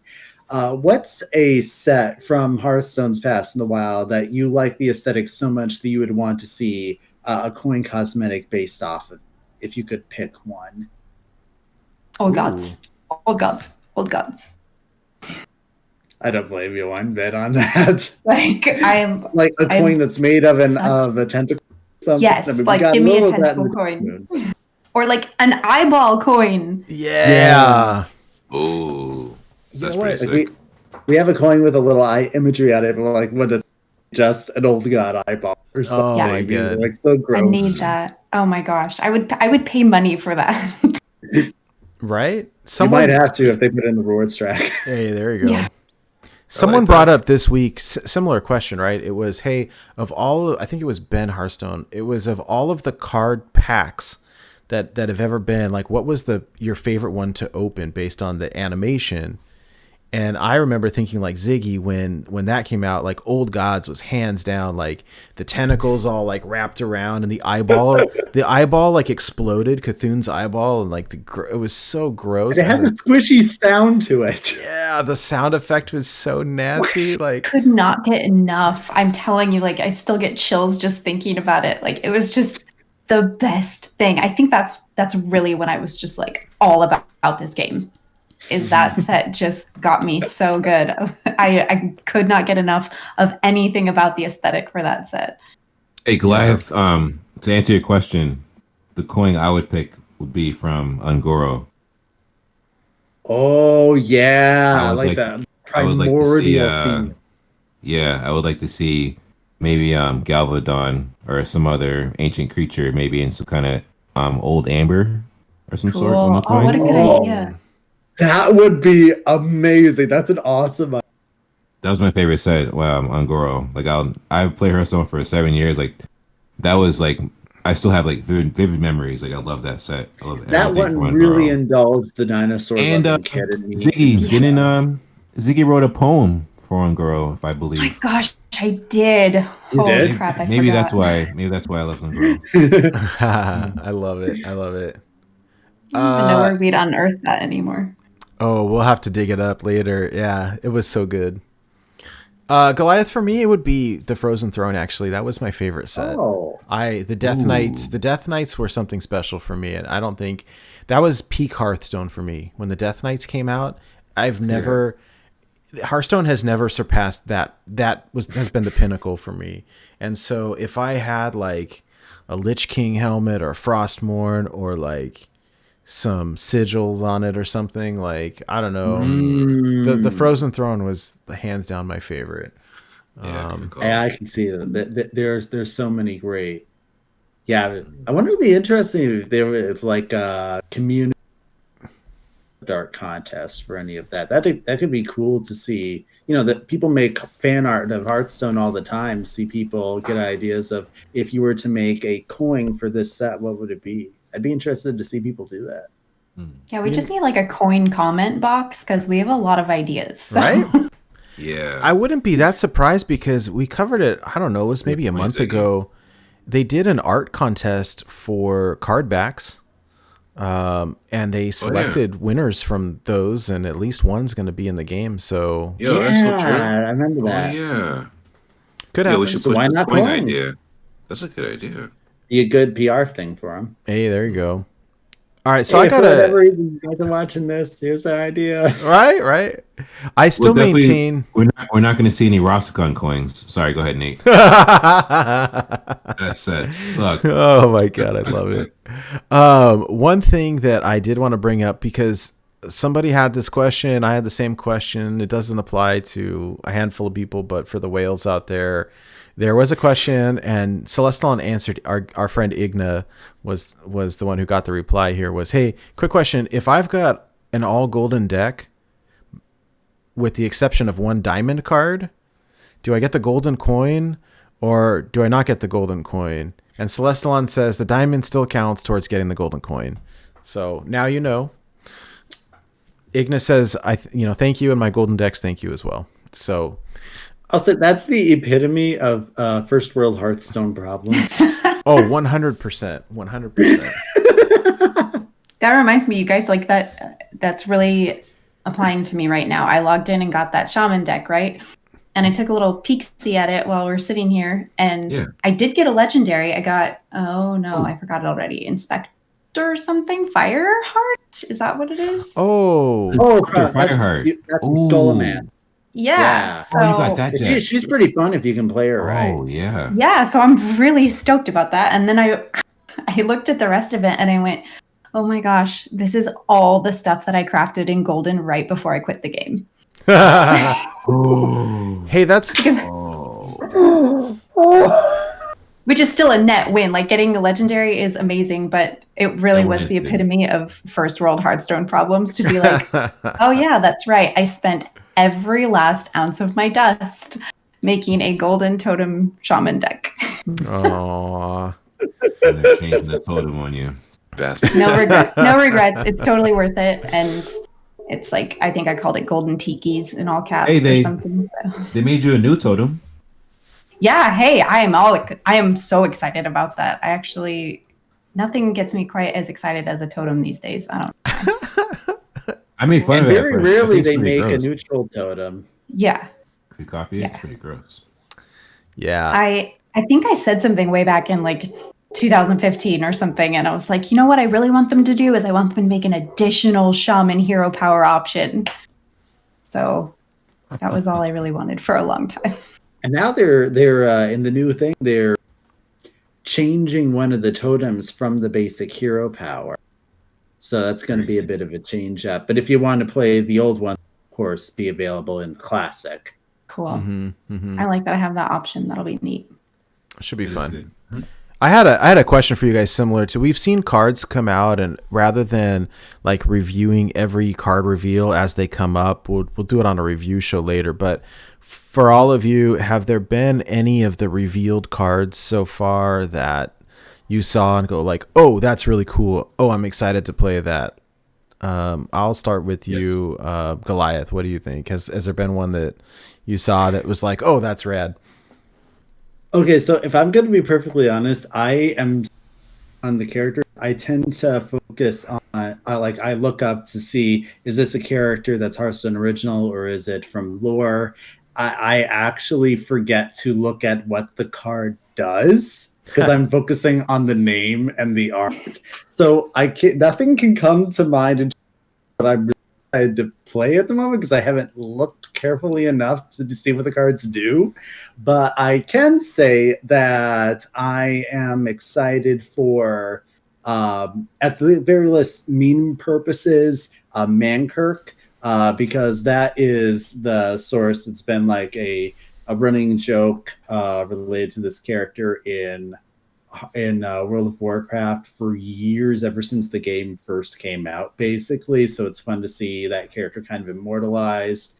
And I think the new Demon Hunter hero, the Quillbore, let's see, what's the name? It is Blackthorn. I am really excited about that because it's basically a pig who's a Death Knight. We'll talk more in the lore episode, but this guy is basically the leader of a cult of undead pig people, and he has a bit of a story in the Warcraft connected to a lich, and I just think that's really fun. I don't know what it has to do with demon hunters, but I just think that it's Demon Hunter just looks like it's going to be, they're getting a lot of fun new toys, the sigils and stuff.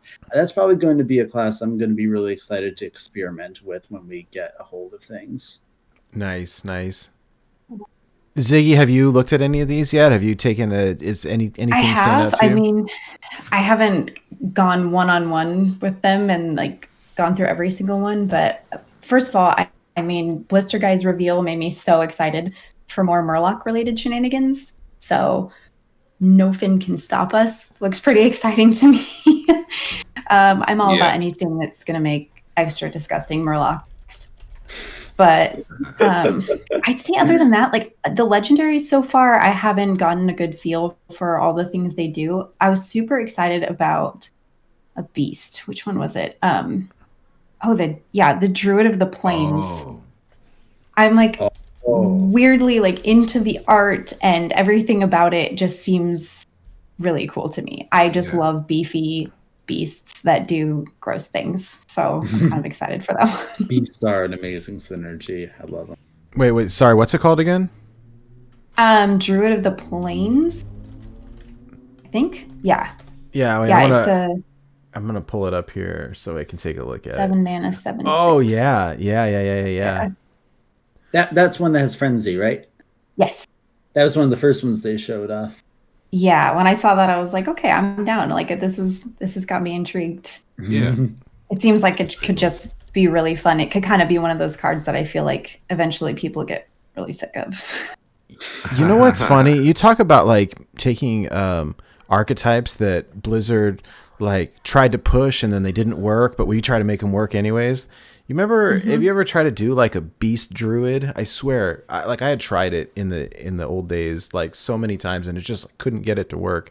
And so anytime I see a card like this coming out, like a big awesome beast for druid, I'm like, oh, maybe I can revive that's it for me. Yeah, I think that's what it is, Nate. Like it is honestly me being nostalgic and being stubborn and being like, no, I want this to work. Like this is the archetype I'm going to make work at some point. So every time I see something that looks like it could help, I'm all for it. And I think I have a legit shot with the way that they're working the core set. Like the Menagerie War is one of the cards that they've buffed up a little bit and put into the core set. So, that's the one from Karazhan. That's a druid card to summon a copy of a beast, and they've balanced it out a little bit more. So if you combine that with this, it might be a part of actually making something legitimately work for you with that.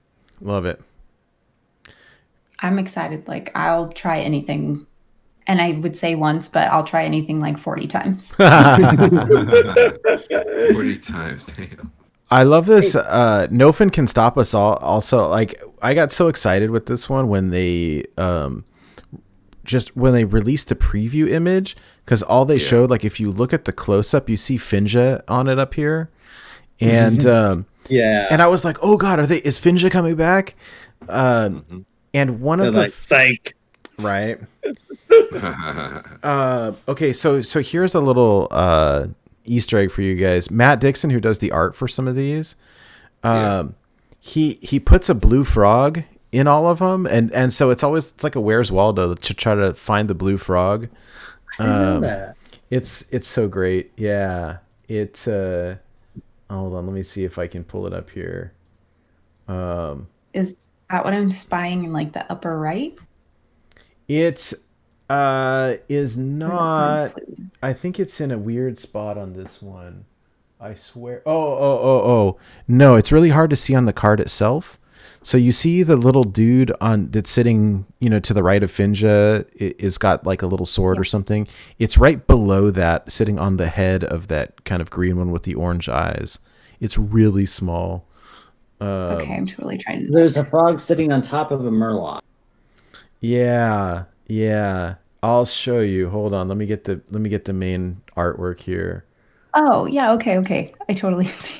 Okay. Is it partially hidden by the card background, the card frame? Blurry. No, it's just really tiny in that picture. Hold on. Here you go. Let me Enhance the image. All right, here's the giant picture right here. It's okay. You see you look at Finja, go to the right, you see the little dude with the sword, and then go down. It's this tiny little blue frog with the on the yellow Murloc. Yeah. Okay. That's adorable. But if you I see it now. Yeah. If you go back and look at all of Matt Dixon's artwork, like on any of these, like you'll find the blue frog. It's great. And I don't. Did he happen to make the art for Giant Toad? I don't know, but I can find out. Just because that's literally a blue, well, technically toad, but like that's the centerpiece. I was just wondering. Wait, is that what the card is called? Giant Toad? I believe so, unless I'm misremembering. I suck at the names. I'm like, oh, it's that one that does that thing. Oh, it's huge. It's huge Toad. I give them names that don't make any sense in my head. So something's always completely different. Like, I mean, I'm not even kidding you that I sometimes cannot remember what a card name is because to me it is Freezy Guy or, like Sparky Boop. So I love it. What's your silliest sounding one? I mean, I think Sparky Boop is my winner because that's what I named Firefly because it just seemed like it was the name. Like Firefly didn't seem like it was it. It wasn't quite cute enough or something. Yeah. Yep. Elemental. Oh. Coincidentally, Huge Toad is by Matt Dixon. Yeah. Now, okay, so here's the thing, and I see Imic in chat. Maybe you can help me here. There was something with sometimes there's blue frogs and sometimes there's green frogs, and there was a distinction about when he puts the blue one versus when he puts the green one. And so you see here in the huge, for those of you listening, I apologize. You got to watch the video version. It's way better. In this picture, you see the huge frog and like down on the bottom by his left arm, there's a little green frog. And so there's a story behind this. And I swear it's great. And I don't remember what it is anymore. No. Thanks a lot. Yeah. Oh God! Someone tell me. Anyways, I'll revisit it. It was on Twitter. And it was lovely. And I'll move on. And if I can find it later, then I'll reach back out. But I loved it. Yeah, Mike. Hey, was there a card in particular that you were looking at so far that like looked really fun or interesting to you? Yeah, so initially, the first one that caught my eye, it was a warrior card, and it synergized well with this deck I have. Turn 4, played Sword Eater, gives you a weapon, and on turn 5, this card's a 5-mana 4/4 taunt. You summon a copy of it if your hero attacks this turn. So 5-mana weapon attached from Sword Eater, I could swing turn 5 easy, and then summon 2 4/4 taunts for 5 mana. But there's a new card that got revealed like an hour ago where it just changed my complete approach on this Paladin deck I've actually been building. It's called Conviction. It's a rank spell. It's a holy spell for Paladin. It's 1 mana, which is amazing. The first stage, it says give a random friendly minion +3 attack. It upgrades at 5 and at 10. So the next stage will give 2 friendlies +3. In the final stage, we'll give 3 random friendly minions. And it's for 1 mana. Dude, insane. Wow. Nasty. Insane to me. Oh, that was just released less than an hour ago. Yeah, that's my new favorite right here, man. That's 9 attack. Ooh, and it's nice art. It's amazing. I mean, right now, you've already got the 1 mana spell that gives a minion +3. Some people, I don't remember what it's called. I'm awful with it. It's you played an odd Paladin sometimes. Blessing of Might. Yeah. Oh, Paladin cards. I got you. Go for it. Okay. So Blessing of Might is already a 1 mana give a minion +3 attack. Mm-hmm. But so isn't this just way better? Because potentially give it to 2 or 3. Like, Yeah. dude, wow. Yeah, way better. Yeah, it's like on steroids. It really is. Like, I don't care if it says random because everything on the board is going face. So Exactly, it's all going the same place. Come on down. You get a weapon. You got a mallet. You get a giant mallet. Do you have the picture, Nate? I put it in Discord. Sorry. You get a giant mallet, and you get a giant mallet. I have the picture of the card here up on the screen. It looks awesome. Oh, sorry. I wasn't on the stream. My bad. Oh, no, it's all good. It's all good. So I play other Paladin decks too. There was a deck from Standard I took and I put in Wild. You play this new card, Red Tamer. It's a Murloc. It draws a dragon. And then you play Dormu. Instantly brings you to 10 mana. And then you just have a wealth of all these giant Paladin cards that are no longer expensive. Ooh. There are decks where like this card slots right in. Because you just climb to 10 mana like no problem. You know what I'm saying? Like, oh man, this card is awesome. I think this card can go in any Paladin. Yeah. This is such an exciting time of year that we get, like, 3 times a year with new things where the new stuff is gradually coming out, and we're like, oh, what could I do with that? And what could I do? It's just so much fun, no matter which way you play the game. There's so much that the possibility, the potential, right? Mm-hmm. Love that energy, yeah. For sure. Oh my gosh, you guys, I just noticed one of these cards that I hadn't seen before.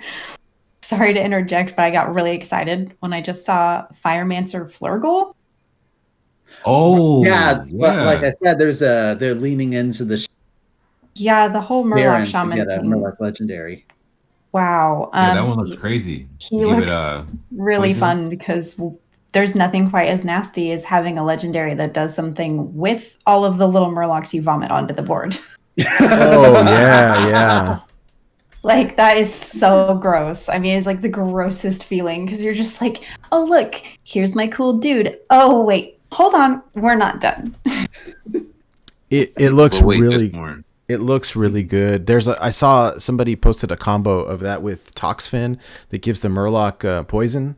And so it's like instant board clear. I love it. It's basically an Altruist, the demon hunter that does 1 damage every time you play an outcast. Okay, you guys, I found what I was looking for. So, all right, check this out. Here's an Easter egg for all of you. Okay, this is from Ben Hearthstone on Twitter, and Matt Dixon responded. So he said, okay, frog update. What's the difference? I know there's blue and there's green. And he says, hey, that's funny. There's no lore to share other than to note that not all the frogs are the same. There's secret ones. So he goes, it's as simple as that. If it's green, it was requested in the art brief. Easy to remember with this handy rhyme. If the frog is green, it's part of the scene. If the frog is blue, it's hiding from you. So there you go. There you go. If the frog is green, it was requested by the Hearthstone people. If the frog is blue, he hid it. Like Where's Waldo? Oh, that is fun. Oh, okay. So you can, if you look up card art by Matt Dixon, you can you look for the little blue frogs that are hidden in all the pictures. It's great. Now I've given you all something to go do after the show. Yeah, I'm gonna be like staying up too late, pouring through my collection.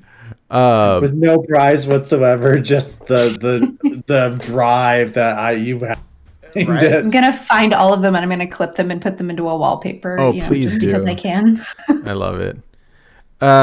In terms of cards, for me, the one that's the most sentimental to me is the Peon.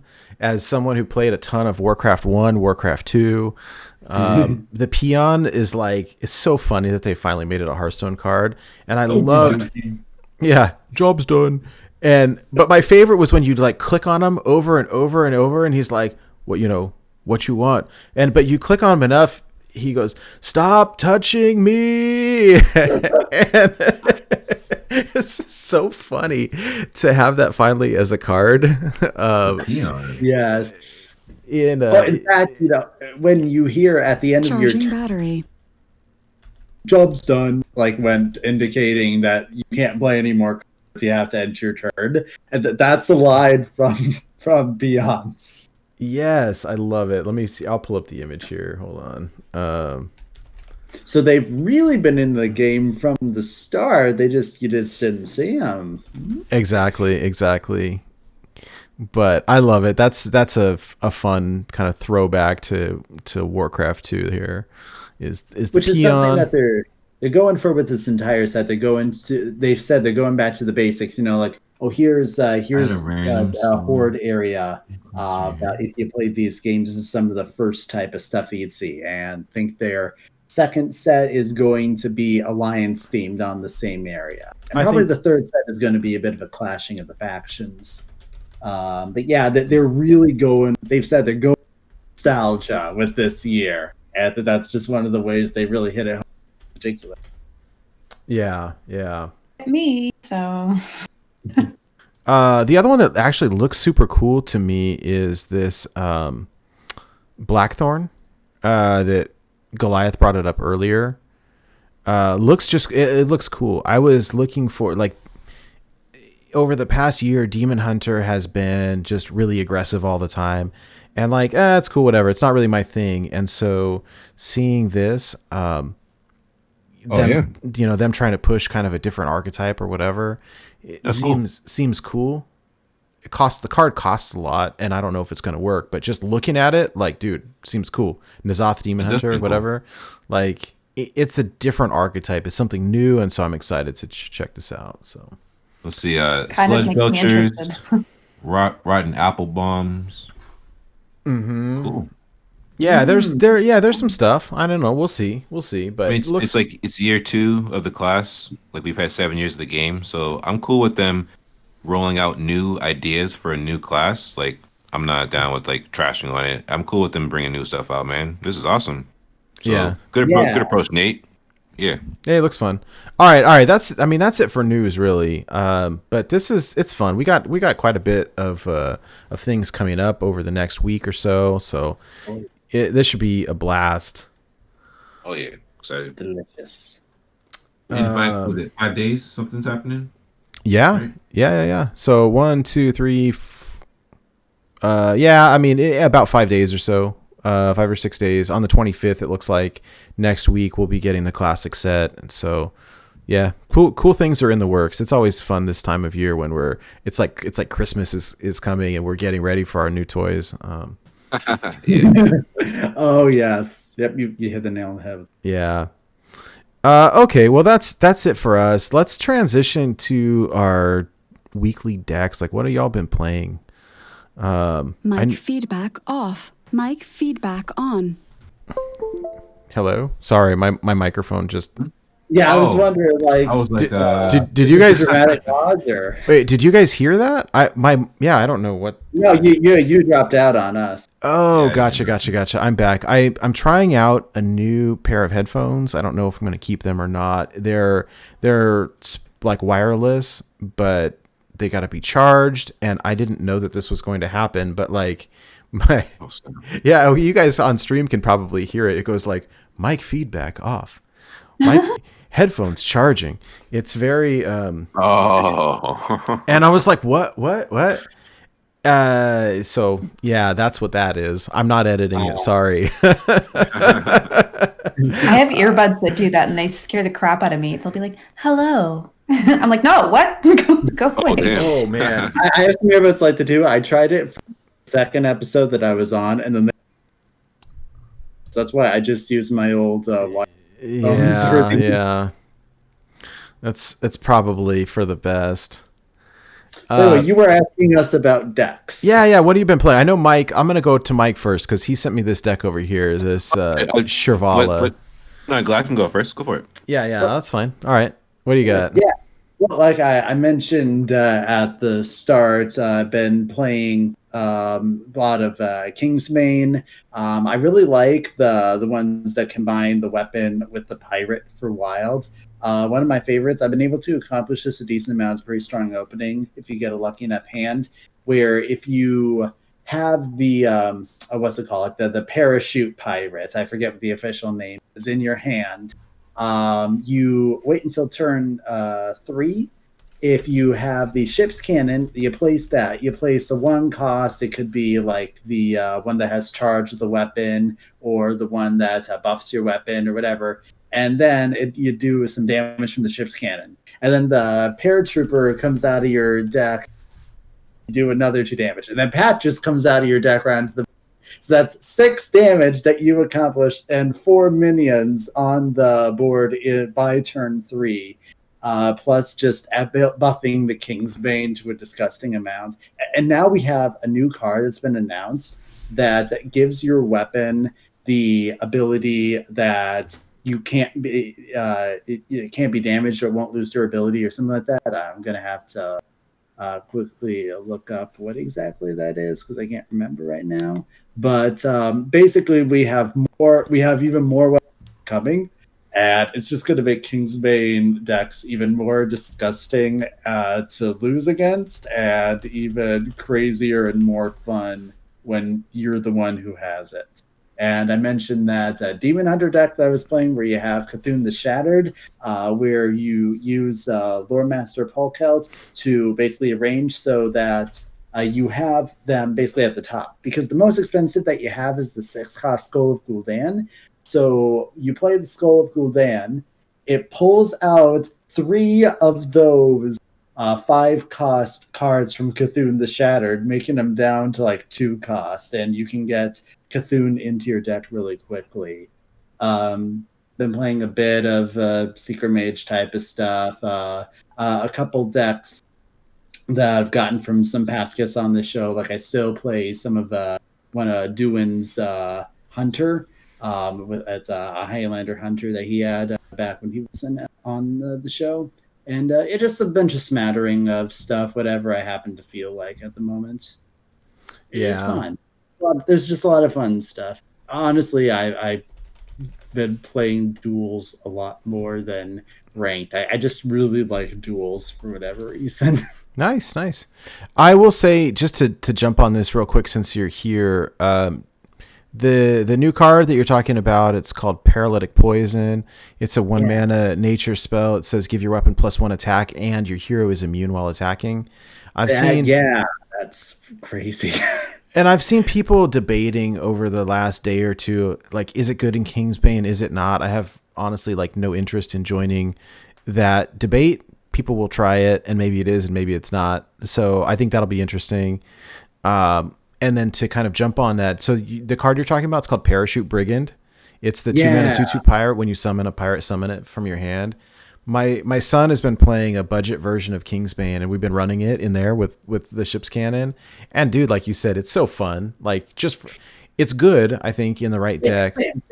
But it's also so fun to just like cannon, and then you play 1 pirate, and then you've got patches launching and this launching, and like cannonballs flying, and that's really satisfying to imagine. Actually, it's kind of infuriating because I'm imagining that being played against me, and I would just be there. No. Flip the board around in your mind, Ziggy. I need to have a better perspective on that because I'm sitting here like, oh no, yeah, bad memories here. It is funny. Armorn saying in chat, it's funny pouring poison onto a hammer. Like, it's kind of weird. I mean, hammers don't cut. I mean, this is Hearthstone. Like, I mean, just smack you on the head with my poisonous hammer. Okay. I remember and it like gets in the eyeballs. You know, it's kind of like it works. Yeah. Remember that leeching poison card that was actually. Yeah, leeching poison was. They turned it to, it only does it this turn. And I'm surprised that they didn't do that for this card. I'm wondering how long until it's nerfed. Did they design it in such a way that we then understand where that won't actually be necessary? It's not as powerful as I might be thinking right now, but I don't know. Maybe they'll have to make it a this turn thing as well. Who knows? I do think that's an interesting point where I'm not concerned about the +1 attack. It's the permanent addition of your hero is immune while attacking. It seems interesting to me. I don't know, whatever. It is what it is. I'm interested to try it out and see. Ziggy, you had mentioned early on you have not had a chance to play this week, right? But hey, you got free stuff, so yeah, I actually have a bunch of stuff to go through, and like I still have to figure out what that mystery legendary was that it wouldn't let me open. So right. the sky's the limit right now. Hey, that's cool. And Mike, what do you got here? I see Shrivala. I automatically like it. Yeah, so it's my little creation here. I call it Blakarot's Librallah. Kind of combined my standard deck with my old Shrivala deck. So once I hit Legend, I started playing this off stream. It's kind of interesting how the game's going on stream compared to off stream, but that's a different conversation. Okay. So the mulligan strategy here, every single time, hard mulligan for Red Tamer or for Nor's Dormu. Play Nor's Dormu as soon as you can. Control the board, slam down your Libram stuff, and this shuts down aggro. This will lose to maybe a faster OTK.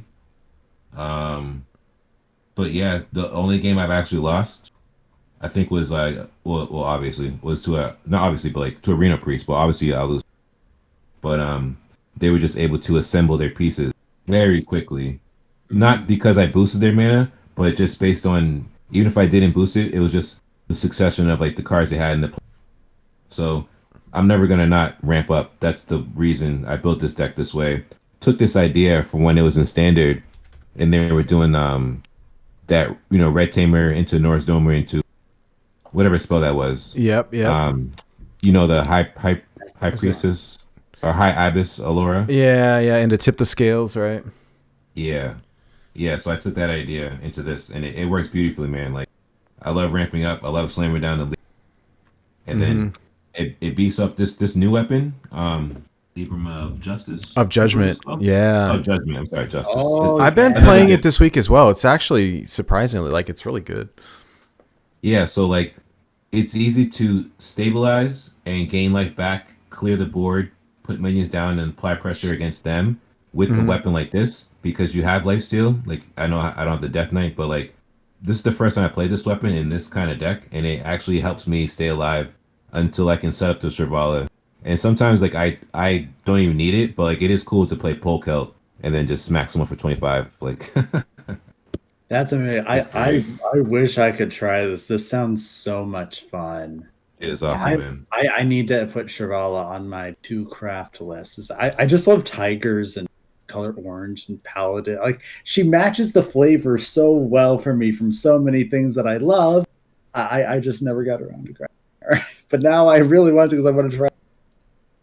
Yeah. The last couple of shows, I brought some jokey decks, but this one I played in Legend, got plenty of wins, like, no problem. I just like really dramatically, when I hear Shrivala sound, being like, shove.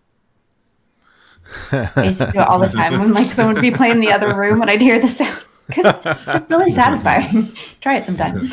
Love it. I saw they did, you know, this meme going around the past week of like March 2020 versus March 2021, and like people show their COVID, you know, long, like their long hair, their COVID beard or whatever. And so Hearthstone posted one of like Carl or whoever it is, and Ben replied with the little kitty cat with Shrivala on the other side, and I loved it. Yo, that's dope. That's so genius. Right? Dang. Abby from Gadget's dad. Wait, is that Shrivala's kid? Oh, no, he just made that up. But they look similar enough that it's funny. Okay. It's so cute though. Looks like some kind of Pokemon evolution, you know. I can see that. Give Tabby Cat the Sunstone. Now Shrivala. God damn. I love it. I mean, now that I need to have Shrivala now, because I have, you know, so many alley cats, because I collected like a billion of them. Oh yeah, you had a billion of them. Yeah. I don't know how many, because, you know, I just know it's 9+. I don't think they've ever made a cuter card than the alley cat. I agree with you. I don't think either. I love it. Wins. Yeah. Yeah, so the reason that I know about that new Libram that heals you is because I spent the past week achievement hunting and doing a really poor job at it, and but the Paladin ones were you know, do X number of damage with lifesteal weapons, and that's like one of the only ones And then there was the Paladin, the pure Paladin card. I can't think of the name. Goliath, you probably know it. That has Rush and Divine Shield and Lifesteal. Yeah. Yeah, not Goliath. Yeah, Ural. Yeah. I was joking. Because I love Paladin. Sorry, continue. Oh yeah. Yeah. And so I've been playing a bunch of really awful stuff that I don't want to share here. You know what though? Okay.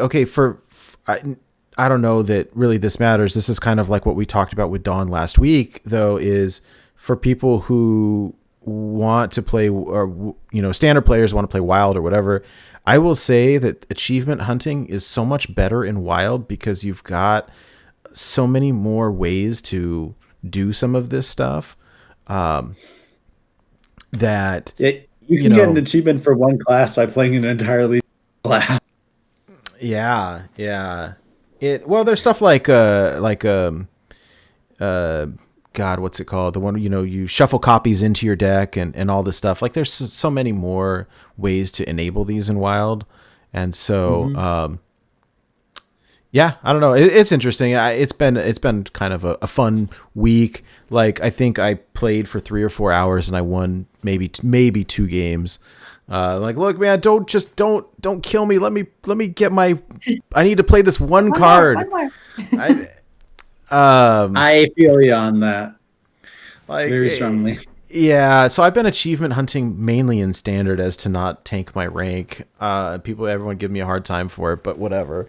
It's been fun. I wish that we could do it in casual, but it sort of defeats the purpose. Yeah. But whatever. It's been a week. I'm looking forward to having new stuff to play with, so I'm excited for that. You do. Yeah. All right, you guys. Well, let's sort of start wrapping things up here. I do want to give a big shout out and a thank you to the patrons of our show, especially Shokunin for being our executive producer. Been there from the start. Super awesome guy. Really appreciate every one of you, though. So big shout outs and thank yous to Disruptor 108, Claudette G, Daniel B, Justin M, Wildcard, Aramorn, Ben from Work, Corin J, and AJ Gomez. And I believe one of you guys is someone that we know, and I don't know your normal your like in-game name. And I know it. Who is it? Who is it? It's Corin J. So I gotta be real, because I am a brother. You know, brothers usually don't put the government out there. So somebody on this list could possibly be a past guest host. I know he didn't want his name out there, but it was interesting to see this person become a Patreon. So okay, well, hey, you know what? I appreciate the mystique there, because he did message me, so I'm leaving the mystique there. I love it. I will say we appreciate you very much. We truly do, and thank you for the support. If anybody out there is watching or listening, you guys are interested in supporting the show financially, you can visit our website at borntobewildhs.com. If you click on the Find Us page, there's a link to our Patreon. Every little bit helps. If $1 a month, whatever is very helpful. So thank you guys for that. We've also got a bunch of awesome merch. If you click on the merch page, big shout out to Wildcard and his wife for running our merch shop. The shirts and hats and stuff that have come out of there have been like top notch. I love them. So highly recommend that. If you guys decide to buy any merch, if you put in the code BTBW for Born to Be Wild, you get 10% off. So there's that. And then if you are someone who's on Twitch a lot, we've got some emotes that you can unlock by subbing. And so there's that as well. And lastly, if you want to support us for free, reviews on iTunes always help, because that gets people to find the show. So yeah, thank you so much to our patrons. And then lastly, we've got this weekly challenge that we have been doing here. And so the last week, the challenge was set up by Schmoopy Daddy, with the awesome name over here. And the challenge was to create the largest board of Replicatotrons. And so I saw a handful of people doing it in the Discord, and it was super cool. The winner ultimately is Mega Mog over here with this giant board of Replicatotrons. I've never seen this many with this big before. And so I was like, whoa. So yeah, Ziggy. So every week we started doing, this is only over the last month or so, we started doing a challenge, right? To say, hey, do something crazy, right? And whoever can do the biggest, craziest thing to meet this challenge, we'll hook you up with a couple of packs. You get some bragging rights. It's just a fun way for people to interact throughout the week. And so, yeah, this was the one for the past week was, create the biggest board of Replicatotrons. And this is out of hand right here. So I love it. Worth of stats, I can't even count. There's a 2132, two of those. And then the rest of the board is like 812s, 811, 811, 86. Like, holy moly. I'm fully scared, support honestly. doing disgusting things in Hearthstone. So Right? I love this. I love it. Remember, the first challenges were too easy. So The first You had to amp it challenges, up. yeah, and I will tell you, The challenge I made was fire, but yo, how did he do that in an hour?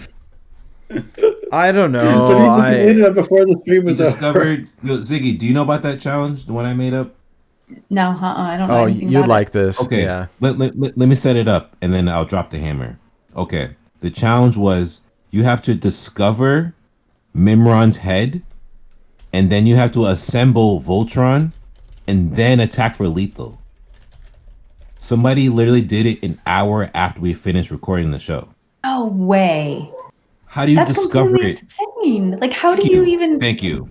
That seems like something that you would spend an entire week banging your head against a wall trying to make it happen. Right? That's what I thought was going to happen. I thought I was going to have people hate me, but no. He did it in an hour. Oh my gosh. Yeah, it was crazy. What are the chances, right? How he did it so fast, I don't even know. So nuts. Yeah. All right, you guys. I don't have one for this week. So, do any of you have any like solid gold ideas here? They're so hard, right? I mean, initially it was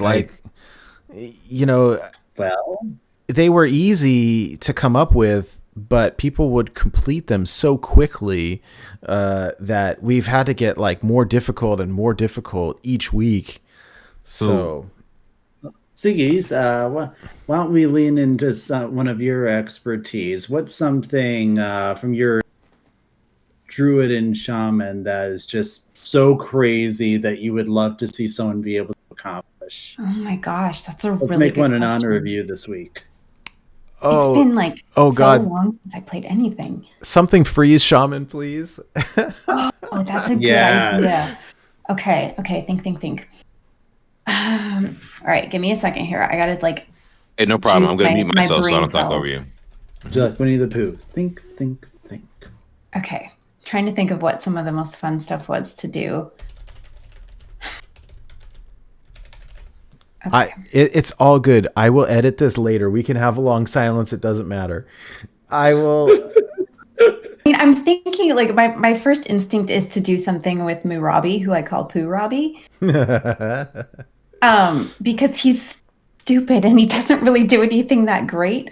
But if you could like make it happen where you were freezing something specific so that you were adding copies of it to your hand, like maybe the goal should be freezing something specific multiple times to add copies of it to your hand and then have to play them. Filling your hand with all copies of the same card from freezing. Yeah, something like that. Like it, I feel like there's a nugget of something there. Oh God, I love this. Okay. Here we go. I'm gonna pull up Murabi on the screen here, and for those of you who aren't familiar with Murabi had such potential, and I'm so disappointed with Hearthstone for not capitalizing on this. But okay, so here's what Murabi says: whenever another minion is frozen, add a copy of it to your hand. So I think maybe something surrounding like, get X number of copies of one card into your hand from Murabi. Maybe that we could do that, or like X number of your opponent's minions in your hand from Murabi. Like maybe that's too easy. I don't know. Yeah, and that's why I'm trying to think, is there anything like, is there a neutral legendary or something that is seeing play that people could potentially like be trying to freeze and make copies of? Because that could be kind of difficult. It could be subject to whether or not it gets played, and it could be subject to whether or not you're able to freeze it more than once or something. I don't know. Like, I like the idea of, rather than making it a set number, like if we say, 5 minions or something, like maybe it's too subjective. Maybe if we say whoever can get the most minions, like most copies of the same minion into your hand from Murabi, and so people can one-up each other throughout the week.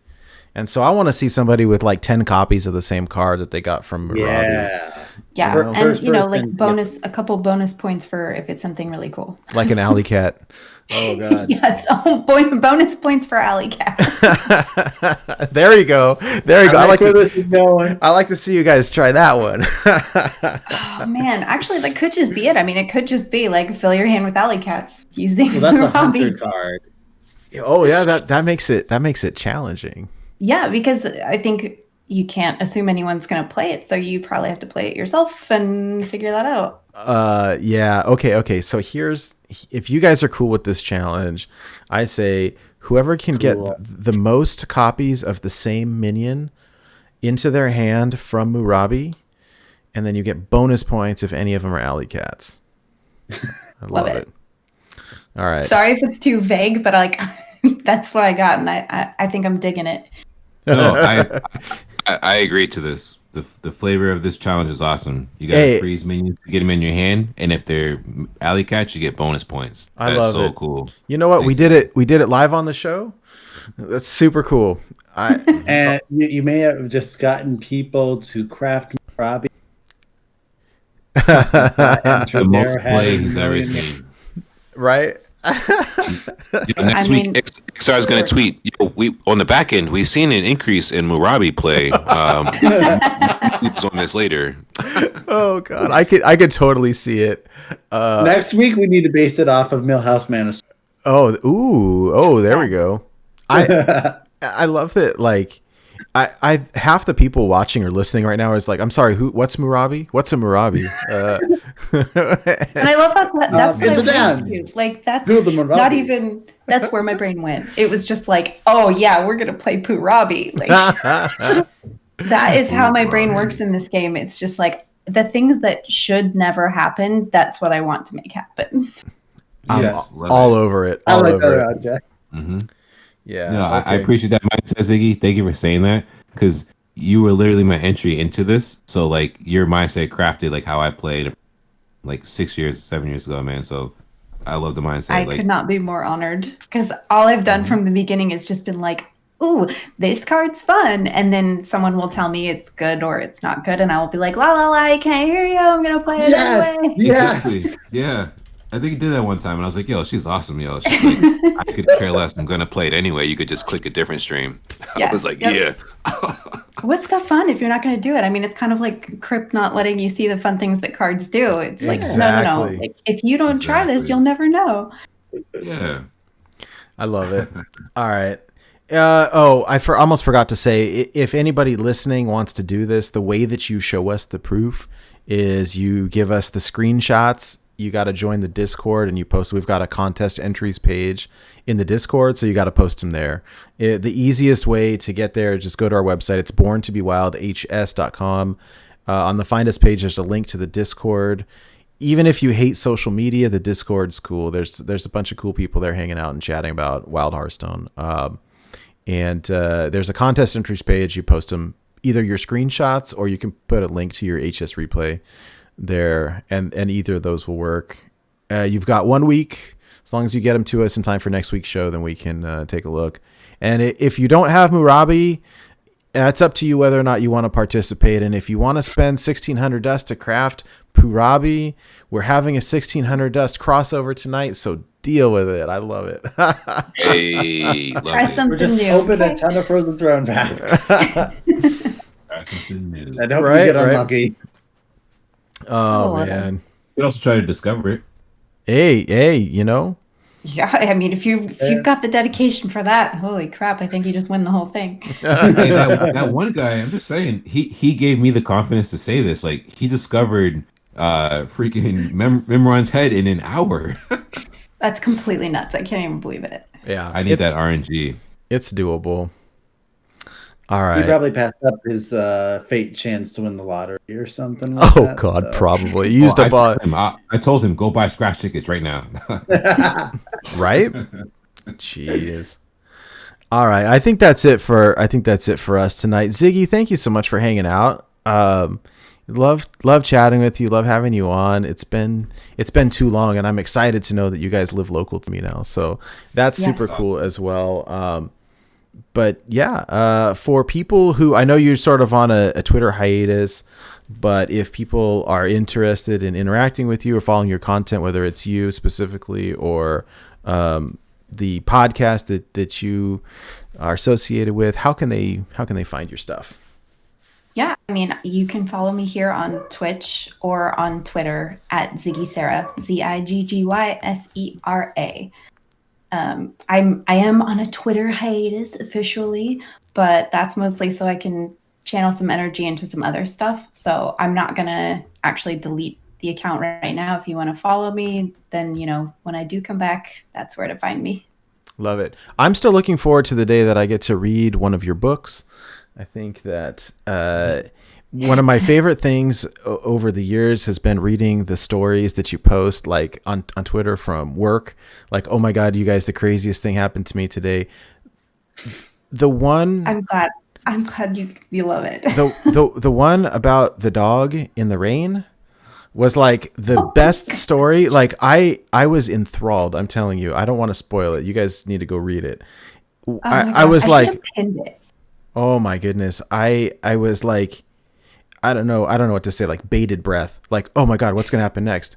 And it just kept getting like more over the top. Like, right? It was so weird. The whole thing, I couldn't have made it up like in a million years. Truth is stranger than fiction sometimes. Oh yes. It is. Where do we get a hold of this? You just have to scroll through her Twitter feed. Yeah, I might have to see if I can dig and find it and just randomly retweet it, and then everyone's gonna be like, "Oh, she's not supposed to be on Twitter. What's she doing?" Oh, sorry. I apologize. No, that's totally fine. I have no problem with it. I really am just trying to focus. So hopefully one day you can read something longer than a Twitter story. Love it. And hey, can you tell us about 1600 Dust real quick? Yeah, absolutely. You can find them on Twitter too, or just search them on the internet at 1600dust.com. And they are weekly, 20 minutes. So, not a whole lot of commitment, which is always great for me. And they're good dudes, and they just like talking about Hearthstone and Legends of Runeterra and basically just whatever floats their boat.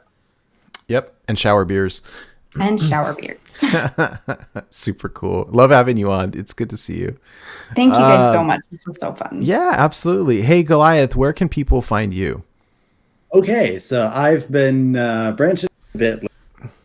The main place you can find go on out-of-cards, the website that I primarily write for. I write lore articles and guides about things, the new expansions coming out, about the stories behind the cards. I've been doing a series over the past few months that I need to catch up on a little bit, going through the Book of Heroes and kind of filling in the gaps. If some of the stories doesn't make sense, it's often because they're leaving out some key story details. So if you're curious about any of that stuff, go and check out my writing on out-of-cards. I also work with another YouTube channel right now called Shibo, who is he has a great YouTube channel about Hearthstone. Yes, sir. Pretty small, but yeah, a lot of great stuff. And I'm doing some lore videos with him. I'm also trying to work my way into doing a bit of streaming myself.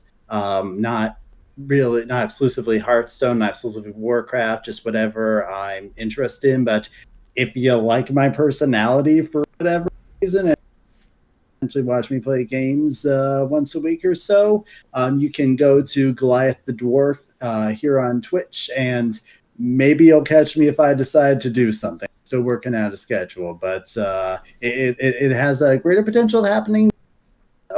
Nice. Hey, Goliath, thank you so much for covering for Hydra. I know it was last minute, and I really appreciate you coming on. My pleasure. The timing seemed really good, and you're a great guy, and I appreciate you having you on. Thanks. I will say I was I'm sorry, I'm kind of going down the rabbit hole tonight, but I was working from home the other day, and I've got multiple monitors, and so I've got work on one, and I had Twitch up on the other one, and nobody was streaming, so I click on like, okay, who am I following?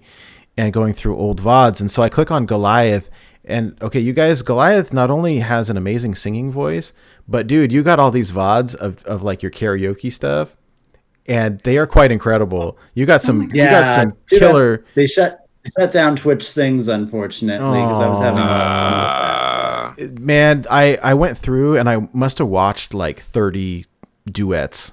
And I was like, oh man. So I don't know if you get Twitch notifications for people watching like old recorded videos. Nothing popped up for me, but so I spent a good couple of hours one day watching like all of these in a row, and it was great, man. So I'll check that out.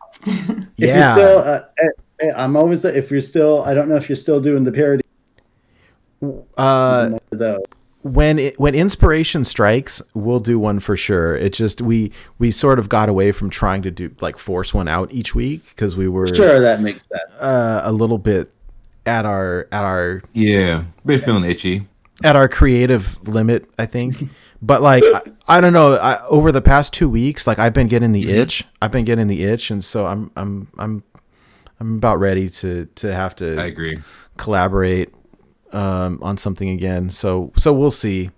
I don't know. All this talk about, I saw people talking about like doing a Hearthstone cipher, and I was like, oh, yeah. I think I know you saw it, Mike, and I was like, oh man, that's something that I would be very interested in doing something like that. Oh, so I'll throw my Explorer's hat in the ring, definitely. Oh yeah. So I don't know. You know, this is that's right. So, anyways, hey Mike, or rather Blakarot, where can people find you?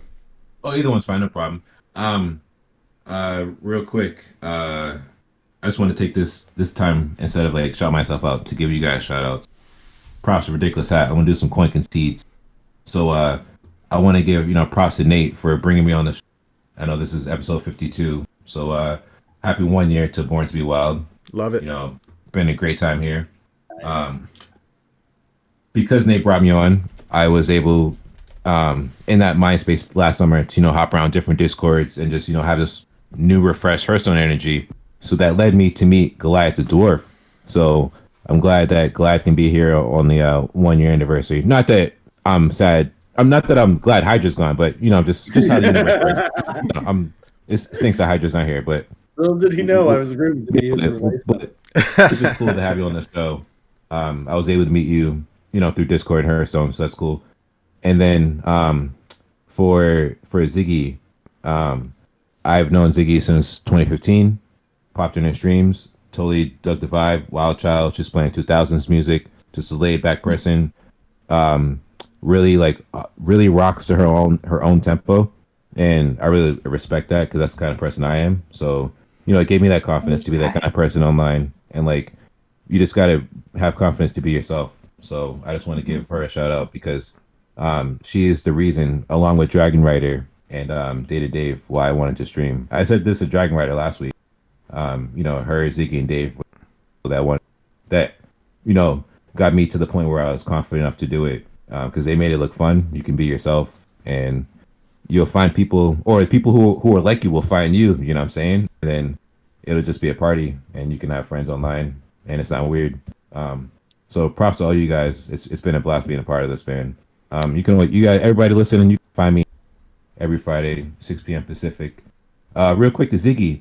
Not sure if you're still doing it, but does Ziggy still make things? Yeah, actually, I've been on this weird journey for a couple months now, making lip balm. Okay. So yeah. that's my current thing. Yeah, anyone listening, that's What's made Ziggy's of? brand. She creates things. So go ahead, Ziggy. Yeah, so I guess you could follow that Twitter if you wanted to. Also, I think it's technically Zig or things Zig makes. That's what it is. I couldn't get things Ziggy makes. So, but anyway, eventually stuff will hopefully be up on Etsy because I'm working really hard on it, and it is a crazy trial and error process, and my lips are going through hell for you guys. So. Yeah, I just want to get that in there for you because Thank you. I know you're hustling. You're more than just Hearthstone and Twitch. You know what I'm saying? So I just want the people to know like how incredible of a person you actually are. So props to you. Oh, 100%. Yes, absolutely. All right, you guys.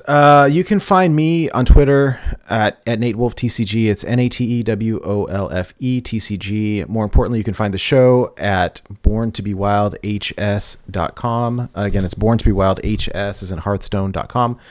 From there, you can find links to all of our stuff, including the Discord, where really is kind of where the day-to-day magic happens, and YouTube and all of the other places. So highly recommend checking us out online.